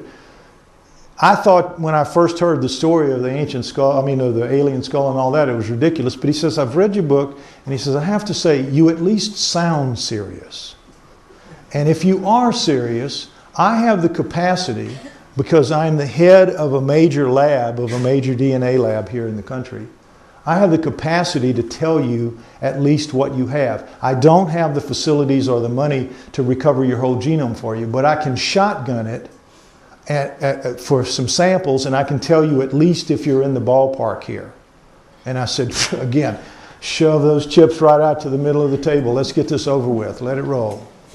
And so I did. I sent him a sample. He broke it down. Next slide. And sure enough, within a matter of a few weeks, he had sequenced dozens of fragments of its nuclear DNA. But all were from the junk. All. But nonetheless, dozens, with hundreds of base pairs long, 200, 300, 400, 1,000, 2,000. It was incredible. For us, it was just like a mother lode. It was over 30,000 base pairs. in one run of shotgunning, over 30,000. Now, since he started, he's got about 50 million. But now that's still a very small fraction of 3+ billion. 50 million. It sounds big, but but still it's very telling what it was, because when he got it, the first thing you do is, remember in 2006 when it started, the people that put the money in these millions of dollars that it takes, scientists don't have that money. They have to get grant money from the US government through something called the NIH, next slide, the National Institute of Health in Maryland. And this is a $30 billion a year budget. And if you're a scientist and you want to test something, you want to get its genome, you apply to them for a grant, they give you the money, and you do it. Well, once these machines were available and proliferating around the country and the world, but particularly around the country, the US, they were doing everything, anything, chimps, humans, people, gorillas, flowers, bacteria, everything they could think of, they were doing genomes. And the only deal was if the NIH put the money up, you had to send the results back to them. And so they have this giant database that by the time we were looking in middle 210, they had over 120 species types in there with literally millions and millions of coherent base pairs. So that if you're now a geneticist, like he was in the middle of 210, and you've got something new and interesting, you don't break your neck trying to figure out what it is. You just send it to the NIH and let them run it through the computers, and they send back and they tell you what the samples are, right? So he did that. He sent those dozens in and got back these kinds of reports. Next slide. For about half of them, they came back, these are called blast reports, this is what you get. They came back with that this 265 base pair fragment was found with a corollary on human sapiens chromosome 1 genome right. They know right where on the chromosome exactly it belongs. But don't let this fool you. This is not saying that the Star Child's DNA is human. It's human-like, okay? It's recognized as part of the DNA pattern on Earth. And it's recognized in this way. If it could just as easily, if he were asking, does it match up with chimps, he would have said yes. Because chimps are 97% the same as we are. Gorillas are 95% the same. Rats are 70% the same. That's why lab rats, they do a lot of testing because they're so like us genetically. Mice, another one, 65% the same. Pigs are similar as well. Yeast is 20%. Daffodils are like 45%? Everything shares the same life code here. So don't be fooled. It just means this is Earth-like, not human, but Earth-like, right? But the other half, next slide, the other half, the impressive part is that the other half, this one being a sample 342 base pairs long, came back, no significant similarity found. Not found in the database. And he said, Lloyd, look, if this was 5 or 6 or 7 or 8 of these, I could live with that as just kind of a quirk. But to have it be half, he says, you really have something here. This is very, very unusual. And if you will let me, I'm going to now try to pursue this with a little more vigor and a little more energy to see what you might have. And that's when it started, and he's been doing that ever since. But understand that he has to do it on his own time, on the weekends, and out of his own pocket. Because when he talked to his administrators about this, and he said, what kind of support can I get from you guys? They said, not a damn bit. And if you let anybody find out that you're doing it or we're involved, you will be sacked probably. That's how it is, because the most conservative elements of science will drop down like a 2-ton tick on anybody that gets out of line when it comes to UFOs and aliens, or Bigfoot, or any of those things. Got to be very, very careful. So that's how he's been proceeding. And over time, he has been looking for, he also did a spectrophotometer test, and this is really cool too. It illustrates live wave absorbance in pure DNA. And this is what it looks like normally, pure DNA for humans. And no DNA is this, and protein contamination is that. Okay, so he did human and the Star Child. Next slide. And what you see, all right, human, just what it's supposed to look like. and that's the star child. And it's not no DNA, and it's not protein contamination. It's sort of struggling to kind of be a human, but it's just something else. It is just something else. So what the 3 billion base pairs, what he was looking for was, he said, I have to find a golden needle. He kept hitting in the 95% that was the junk. But he says, if I can get something out of that 3 to 5%, the golden needle in the 3 billion haystack, if I can get a fragment of that that makes proteins, or even part of something that makes proteins, I can compare it to the human, which is well studied, and we'll really have something there. We'll really have a comparison we can make. I've got to find a golden needle. And he kept trying and he kept failing. But in that process, he found 4 fragments of the mitochondrial DNA. And this became very important. 4 fragments of mitochondrial DNA, because again, remember, the mitochondrial DNA is very well conserved. It doesn't change much over time. Next slide. Now, we know an awful lot about mitochondrial DNA. It's circular in shape. You have 15 genes in it, 2 RNA types, and then the rest normal genes. And they have extremely highly conserved because it undergoes little change over time. We know an awful lot about it. It's highly conserved. It stays the same. We know what. Now, next slide. Get this in mind. You have, of all the, if you had all 16,000, starting with number 1 here, right on through to 16,569 over there. This is just a little slice out of it, right? And among humans, you have 33 here, haplogroups. Some people say you have more and that new ones are developing all the time as they do more research. But let's just call it where it is for now. 33 haplogroups, Neanderthal and Denisova. And Denisova is the new pre-human that stands alongside Neanderthal. But they know very little about it because all they have is a finger bone. You've heard about the fingertip bone and the tooth. And they took DNA from that. It was found in a cave with Neanderthals, and they assumed it was Neanderthal, but they tested it because it looked a little different. They tested it and found out that, lo and behold, it had a different mitochondrial DNA count. And if it has a different mitochondrial DNA count, next slide, it's just different. And so what came out of that is that just because you have the finger bone in the tooth, you have a new species that stands alongside Neanderthals, and they know next to nothing about it. It's really kind of a pain in their neck to deal with it because they know so little, but they have no choice because mitochondrial DNA is like the law. If it's a different read from human or Neanderthal, it's a different species, period. Okay, next slide. So, let's go back to our 16,000 here on the wall, and we're going to take out this slice right here of 1255 of the 16 to 1350. This is 95 base pairs. They contain no variations in any of the haplogroups. And by the way, all of us sitting in here, we fall into one of these 33 haplogroups.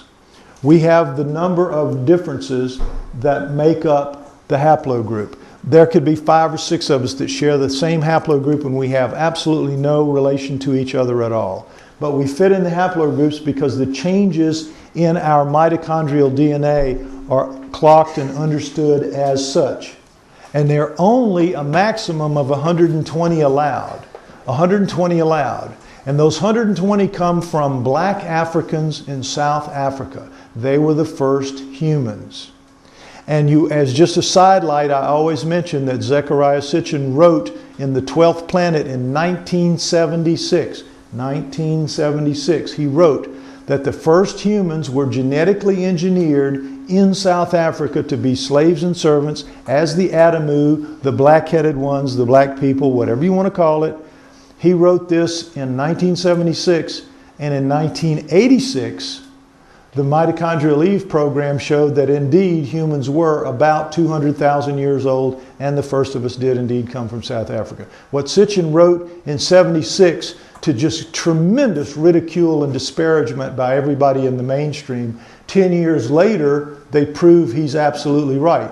Do you think he received a single apology from anyone? From his own lips? No, never heard a word from anybody. Never heard a way to go, never heard a congratulations. Never heard you win, nothing. Forgot about it. True story. Anyway, so this is the way most of this on the wall would look. Most of it would look that way. There's very little change, but there are changes. Next slide. There are changes, and this is what they look like. The computer will let you know. In this haplogroup, everything is a T except this is a C right here. And the computer does these lines and things to let you know, pay attention, we got a difference here. Next slide. It can also be that something will be missing. This has a G here, this has nothing here. So it puts in the bar space to let you know whether it's on this one or on this one, and it lets you know. And they're differences. Now, next slide. We're going to look at a segment 164 base pairs long from 1202 to 1426. That's 164 base pairs long. And in this one, you see one change in the human right here, one change in the Neanderthal right here, and one change in the Denisova, the two different Denisovas, same change right here. So it's 1, 1, 1 in the three different species. You with me? Now, it just so happens that this 164 is the smallest of the 4 fragments that our geneticists recovered of the Star Child's mitochondrial DNA. The smallest fragment. So what is allowed here is one difference. Next slide. In the Star Child, there are 17. Now, right here is enough to show the Star Child is not human, and not just is it not human, it is radically not human. Just right here. But there's more. Next slide. When you total it all up, what you see is humans, the 120 that I told you, and Neanderthals are 200. We're all less than 120. All of us sitting in this room, we're 60, 70, 80, 90, something like that. But we're not up to 120. Nowhere near it. That's for the blacks in Southern Africa, the first of us. We're all more recent than them. Neanderthal around 200, 25, 199, could be like that. Denisova, 385. And that's why they had to call it a new human. Look at this. This is only 80 between us and Neanderthals. It's 185 between these two. They're not even very much alike. They're very different. And chimps out at 1500. So you see what the gap is here. It's huge. Next slide. With the Star Child, the 4 fragments have 1,583 base pairs. That is 9.5%, almost 10%. Ask any statistician. That is mathematically significant. Mathematically significant. You can project off of that. You can extrapolate off of that. And you get, if you do, in the 1,583 base pairs, there are 93 variations. Already 93 on the way to 120. And if you extrapolate that, you get out to 883.5. So you know the Star Child is going to be 700% different out to 800 to 1,000, somewhere in there. But you know what the mainstream said when we started trying to put this out there? Well, wait a minute. You can't say for sure that every other thing in there, every other fragment, is not going to be perfectly clean with no changes, and you end up with a 93 variations, and so it could still be human. With 4 fragments showing 93, they wouldn't let us say that we could extrapolate, because you can't be sure that there would be any more changes. So while the mitochondrial DNA should have been a home run, it wasn't, because we just fell within that window of the 120. We didn't get outside the window. We didn't get enough fragments. One more fragment would have put us over. We haven't gotten it yet. But the 4 are enough to know. So we were stuck. And then one day, you remember the golden needle? Remember the golden needle? He calls me up and he says, you remember the golden needle? Next slide.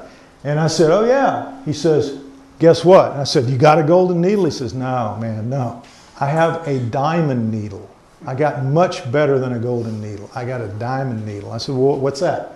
In every human embryo, a gene called forkhead FOXP2 or FOXP2, you may have heard this term before, is a master gene controlling embryonic growth in at least 300 other crucial genes. What the FOXP2 does is it basically develops your core, your brain, your throat, your trachea, your lungs, your heart, your guts, your core.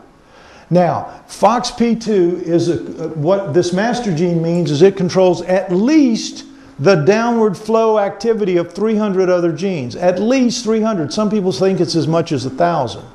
But what does that mean? If something goes wrong in FOXP2, that ripple effect down is catastrophic. So as the embryo is developing, if there is a flaw, if there is a variation, if there is a change, if there is a mutation in FOXP2 in any of its base pairs, the embryo dies.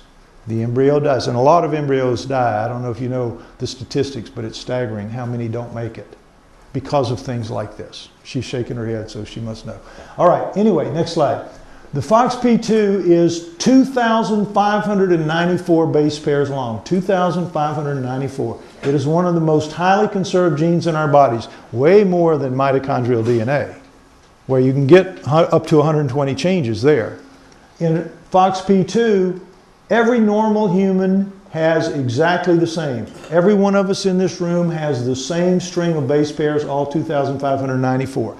There are people walking the earth who have one difference in one of those. One difference, and they never speak. Never speak. Takes out their voice. 2, can't have. 3, can't have. 4, can't have. You're dead. FOXP2 is one of the most highly conserved genes in our bodies. Everybody getting this? This is important to understand. Next slide.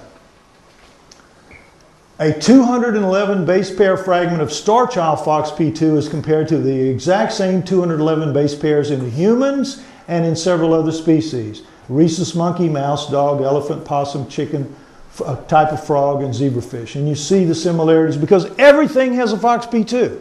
Everything has a variation of FOXP2. It's one of the most important genes on Earth, not just in our bodies, on Earth. And it better work because it has all that downstream effect. It has to be the same.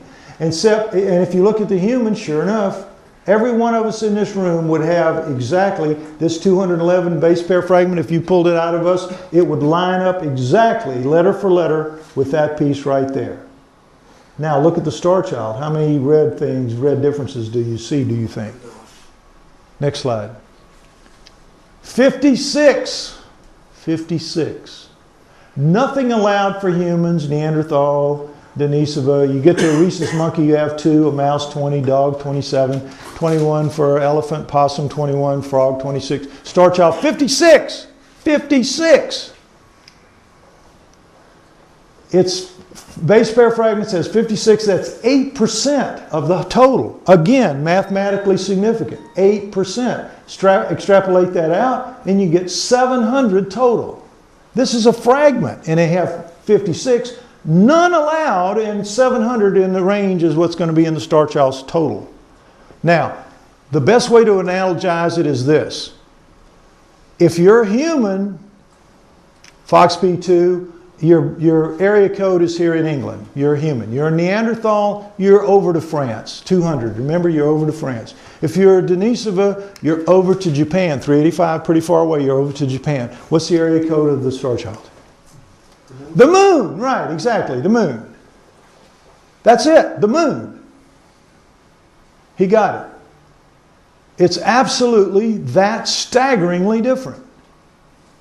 It is overwhelming. It really is. It's so overwhelming, next slide, that our geneticist decided that with the strength of that, he went back to his bosses at the lab and he says, look, we have it. I want to start applying for grants. I want to come out of the woodwork to the extent that I apply for grants, confidentially of course, but apply for grant money to try to get this paid for. And I said, great idea. And they said, yeah, okay, go for it. We can see it as well as you can. So he wrote an abstract as part of the grant. And when I saw the abstract, I said, you know, it doesn't mention who you are. It doesn't mention the lab. Could I put it on the website? And he said, yeah, sure, go ahead. And you can go on the website and you can read it. Don't think you're going to understand it, but you can read it. Because it's written in scientific language for other scientists who will get it.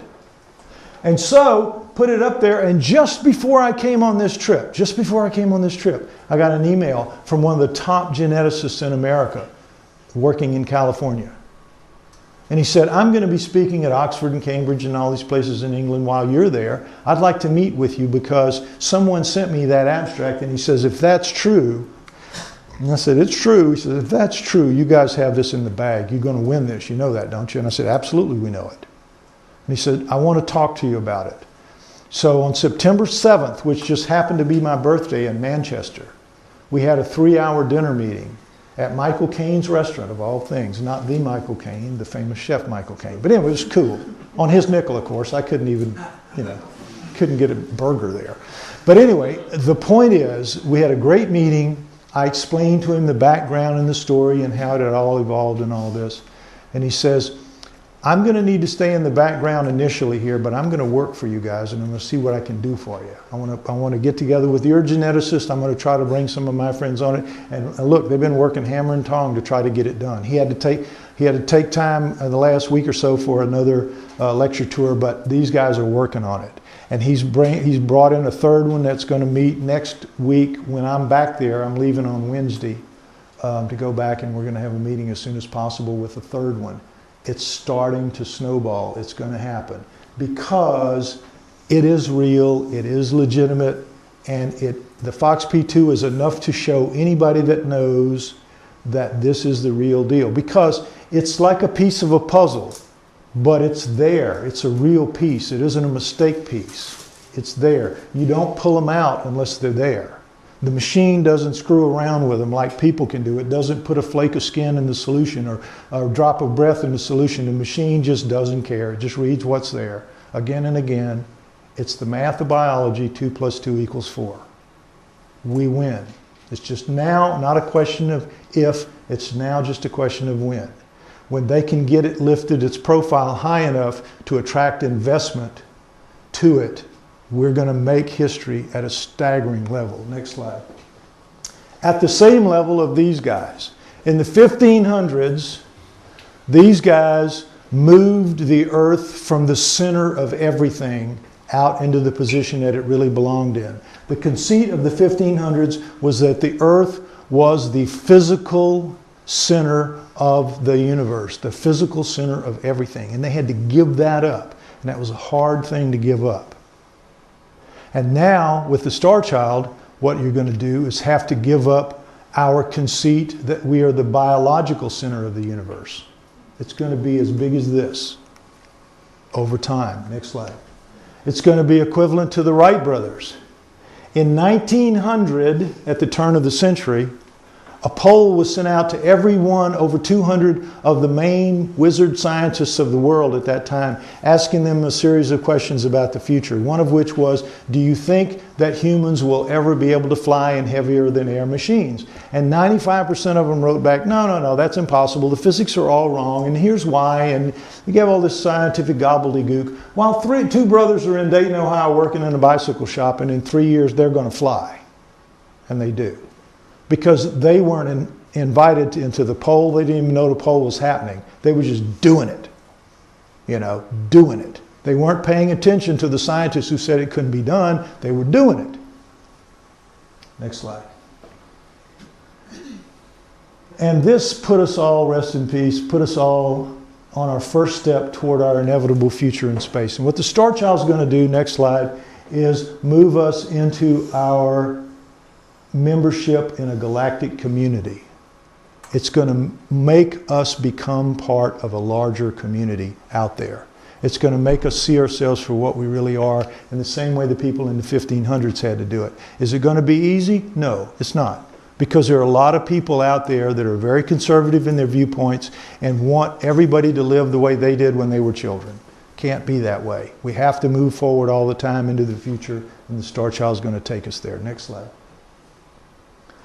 Anyway, maybe the Star Child heralds a new beginning that we have all heard 2012 might bring. This could be it. We all keep hearing about 2012, 2012. If we get funded before this time, which could happen, maybe it's the Star Child that's going to be the change of consciousness that everybody keeps talking about, or the big change. Not going to be a disaster. There's no comet out there or anything. Just hold it. We're almost done here. Next slide. Trying to get done. How long will it take to prove the Star Child's case beyond all doubt? Until we find someone with sufficient money and curiosity and courage to join us making it happen. When we do find that person, every human's life will change in ways we really can't imagine right now, but I am certain those changes will be right and true and good. I see it on the positive side. I think that we can't be helped by anybody until we acknowledge that they're there. Why would they bother with us as long as we're infants crawling around on the floor with dirty diapers? We have to stand up. We have to become mature enough to say, okay, we know you're there. We could use some help. Come down and help us fix this mess we've made of this place. And I think maybe at that point they might do it. But not until. Next slide.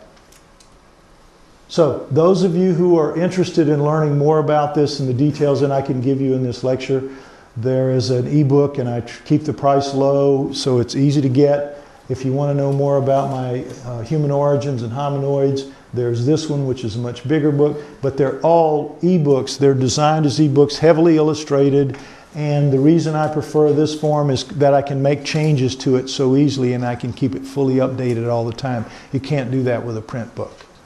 So I make it as easy for you to access this information as I can, and it's good information, and I encourage you all to get it if you can. Otherwise, that's the end of it. This is where you clap.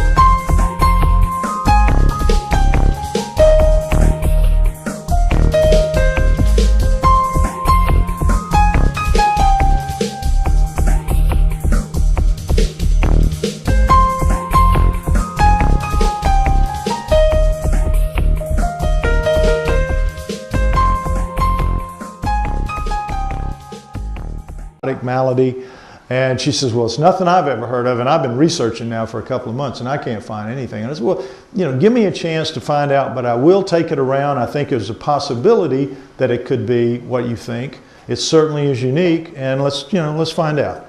And so that was the start of this almost 14-year odyssey to get it to this point, without having any inkling at that time that that was what it was going to amount to turn into this ordeal that it's turned into. But nonetheless, we're going to win, and that's what counts. All right, next slide. Here we start now with the analysis, the technical analysis of it, so you'll come to understand why it's so unique. All the combinations of points of view that you can see, there's nothing that looks the same. There are 25 major physical differences and several minor. Okay, so there's not a single point of reference in the human skull. Nothing you can say that is exactly the same in the star child. Nothing. And not only that, the star child has some things in it, as you'll see, that is not found in anything else of any kind, any species at all. Next slide. The human, the star child. And it starts with this frontal view, and we see the eye sockets, but these are the kinds of things that I'm talking about. All humans have brow ridges. All primates have brow ridges. You know, that little lump around our brows that our eyeballs sit under. Their eye sockets sit under. A little protective shield there a little bit. Star child does not have that at all. This here, if you put your finger in there in the eye socket anywhere around it, it has kind of a roundness to it. It feels kind of like a drinking straw, the width of a drinking straw and the shape and smoothness of it. If you do that to the star child, it comes right to a point. It's not a blade like it's going to cut you, but it comes right to an edge, like a dull edge. Absolutely different. In here, you see the nose, a human nose comes down off of the brow ridge in a little dip. Everybody's got that, even if you have a big nose. And then your nose is narrow at the top and it widens out as it comes down. Everybody does that. This is totally different. It's absolutely straight, and it's the same width here as it is here right on down. Different, different, different. Even at subtle levels, there's nothing is the same. Now if you see, next slide, the profile view, what you find is that this is 2 inches deep. That's that 2 knuckles deep. If I put my finger in, that's where it goes to. Do that to the star child, it's less than ½ an inch. It's about that much. A completely different eye socket and a completely different eye. There's no way an eyeball like we have that is bigger in the back and bigger on the bottom so that it'll stay in the head when we get hit. Our eye, what we see is a small part of what's back there, so it'll stay in our heads. This, if it had an eyeball like us in there, it would be sticking out to there, right? Can't have that. I wanted to point out, if you would go back, the brow ridge and the dip and the absolute lack of both over here. Next slide now. Pterygoids, ear holes, and Indians. When you look at the star child by itself, people would always say, what are these 2 little bones sticking out here? Nobody understood what they were. I didn't either before I learned this. This is called the pterygoid plate, and its sole job is to brace this, the upper maxilla, the upper jaw, and protect it.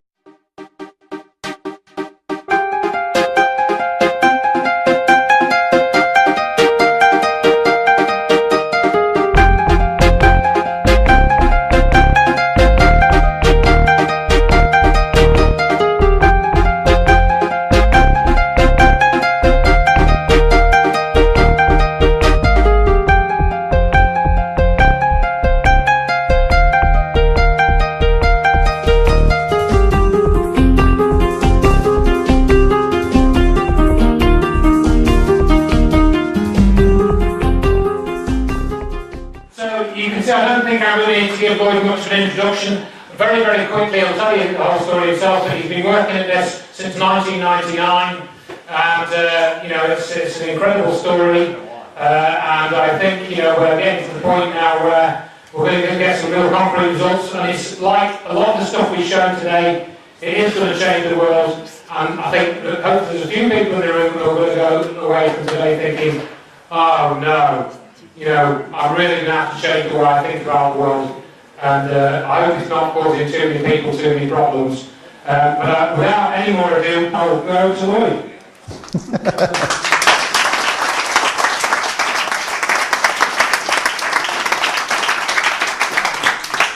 I've known Andrew now for about 10 years. He's a good friend. We've been together many times. I've spent nights in his house and everything. And I understood about 10 words of what he just said, if I understood that much. That's how it sounded to me. As you all know, you're here. I hope you know that you're here to hear about the star child skull and the latest evidence and all that. So we're going to start with what on earth is a star child. You've all read this by now. This is a comparison of a human, star child, human. And what we're going to go through is why he had not seen anything like it and nobody else has either. Anyway, all right, the star child was found in Mexico about 1930, 100 miles southwest of Chihuahua, which is this area right here, Chihuahua. And El Paso actually sits, it's not here, it sits right here, right across the border. And a teenage girl from El Paso, Texas, whose family were Mexicans who had come from a little village in this area to become American citizens. And when they went back for the first time, she was like 12, 13, 14, 15. She couldn't remember in later life exactly how old she was, a teenager. And when they went back, the villagers told them in this little small village, told her and her siblings, do not go, one thing you don't go in the caves and the mine tunnels of this area. It's dangerous. It's, you know, it's verboten. Just don't do it. It's forbidden. It's taboo.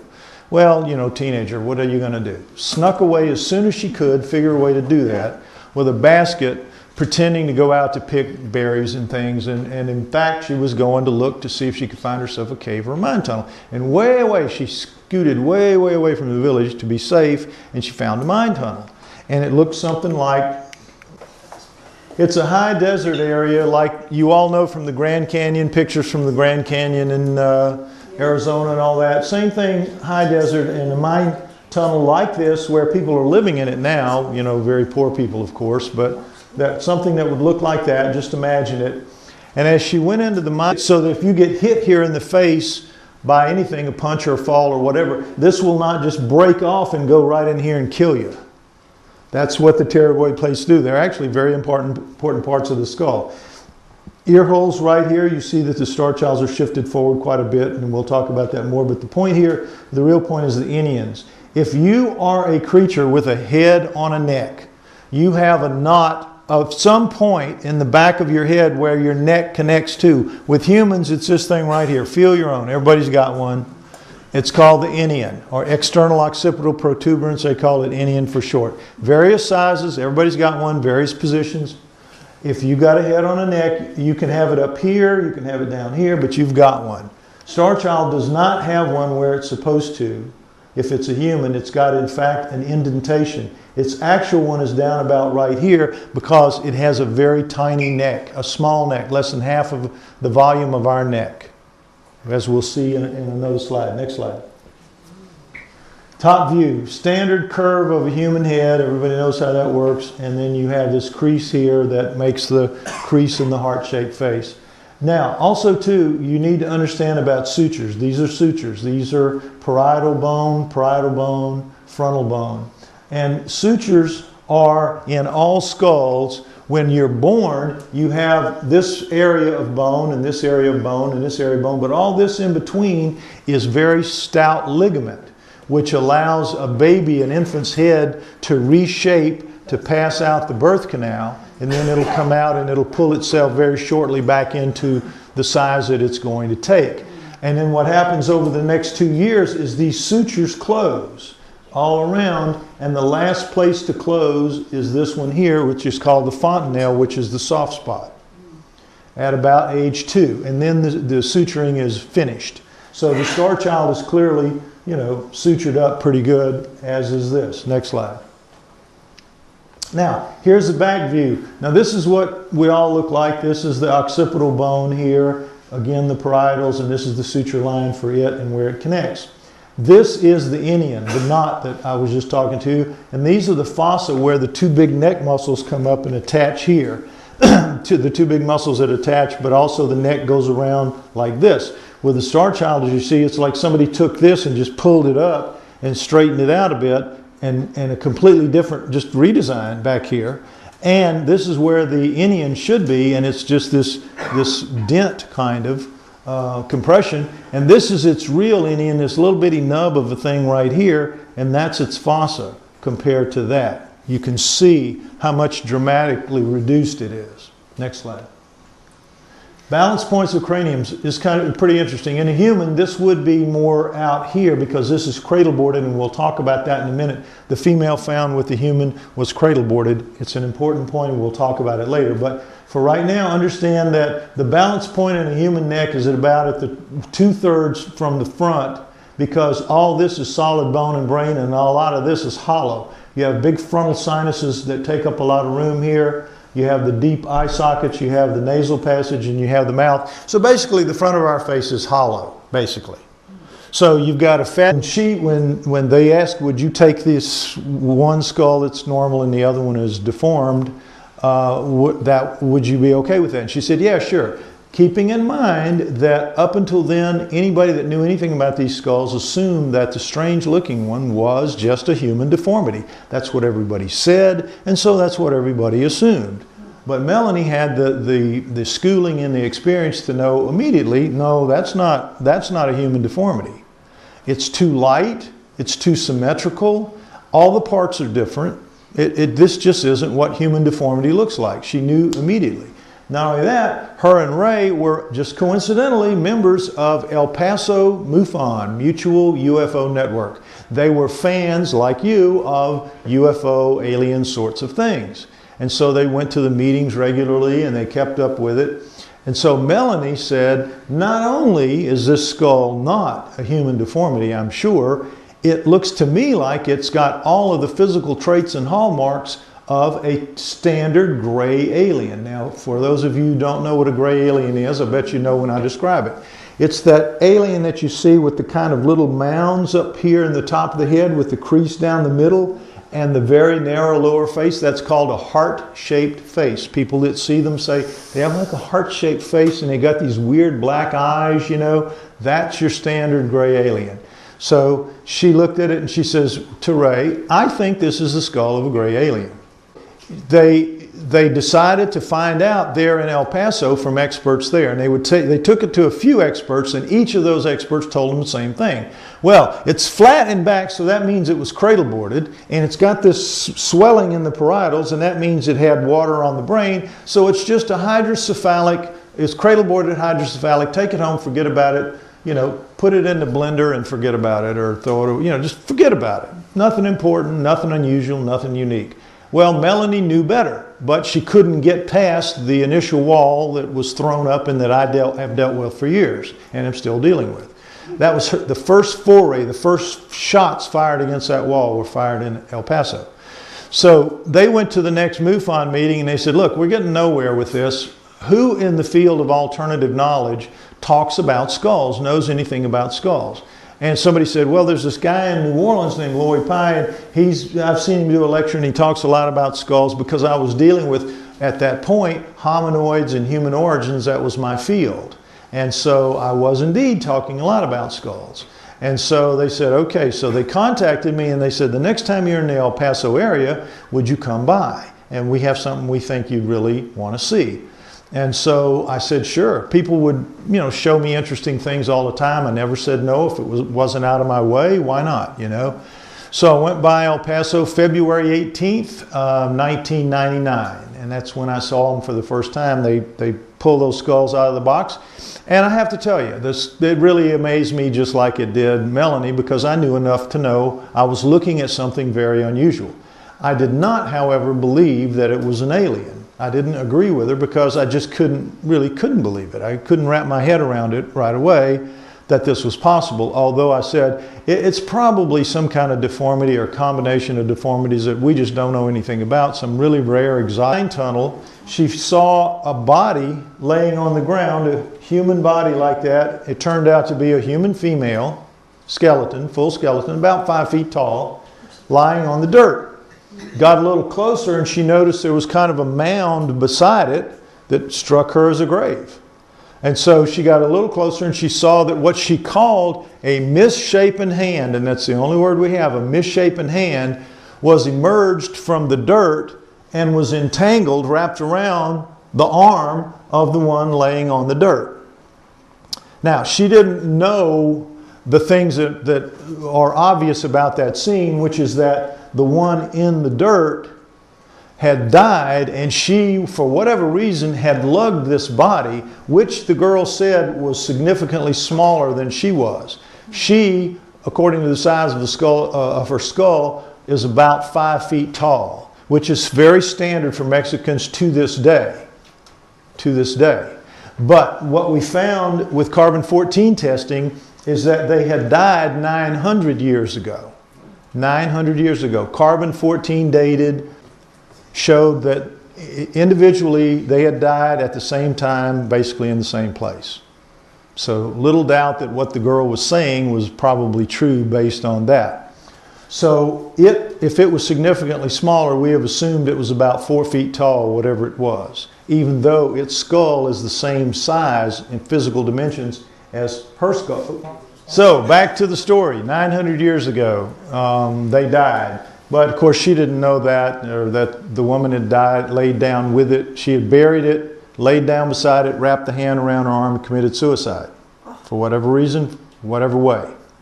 So, very dramatic story, obviously, just based on what she saw. Well, what she decided to do was see if she could scrape it out and see where the hand led. So she did, because there was no, it's in a mine tunnel, there's no compaction from rain or anything like that. The grave was as fresh and crumbly as when it was laid down there. So she scraped with her own hands and exposed that full skeleton that she said was smaller.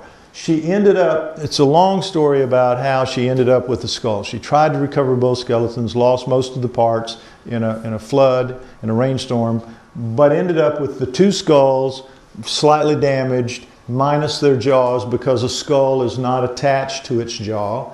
And she ended up with the upper parts of the skulls, again damaged a little bit, and she just kept them as souvenirs for the rest of her life. For the rest of her life.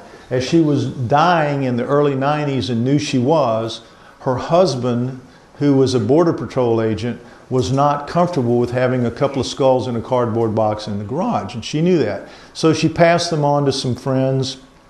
He was an FBI agent. He wasn't that, and this is not from an illegal standpoint. It was just from a kind of creepy standpoint. He just, they weren't comfortable with it. So they had friends, next slide, Ray and Melanie Young of El Paso. All these people live in El Paso. Ray and Melanie, Melanie had been a neonatal nurse for about 15 years working with, children. And so she knew a lot about deformity. She had seen a lot of deformity. She had studied a lot about deformity. So, and when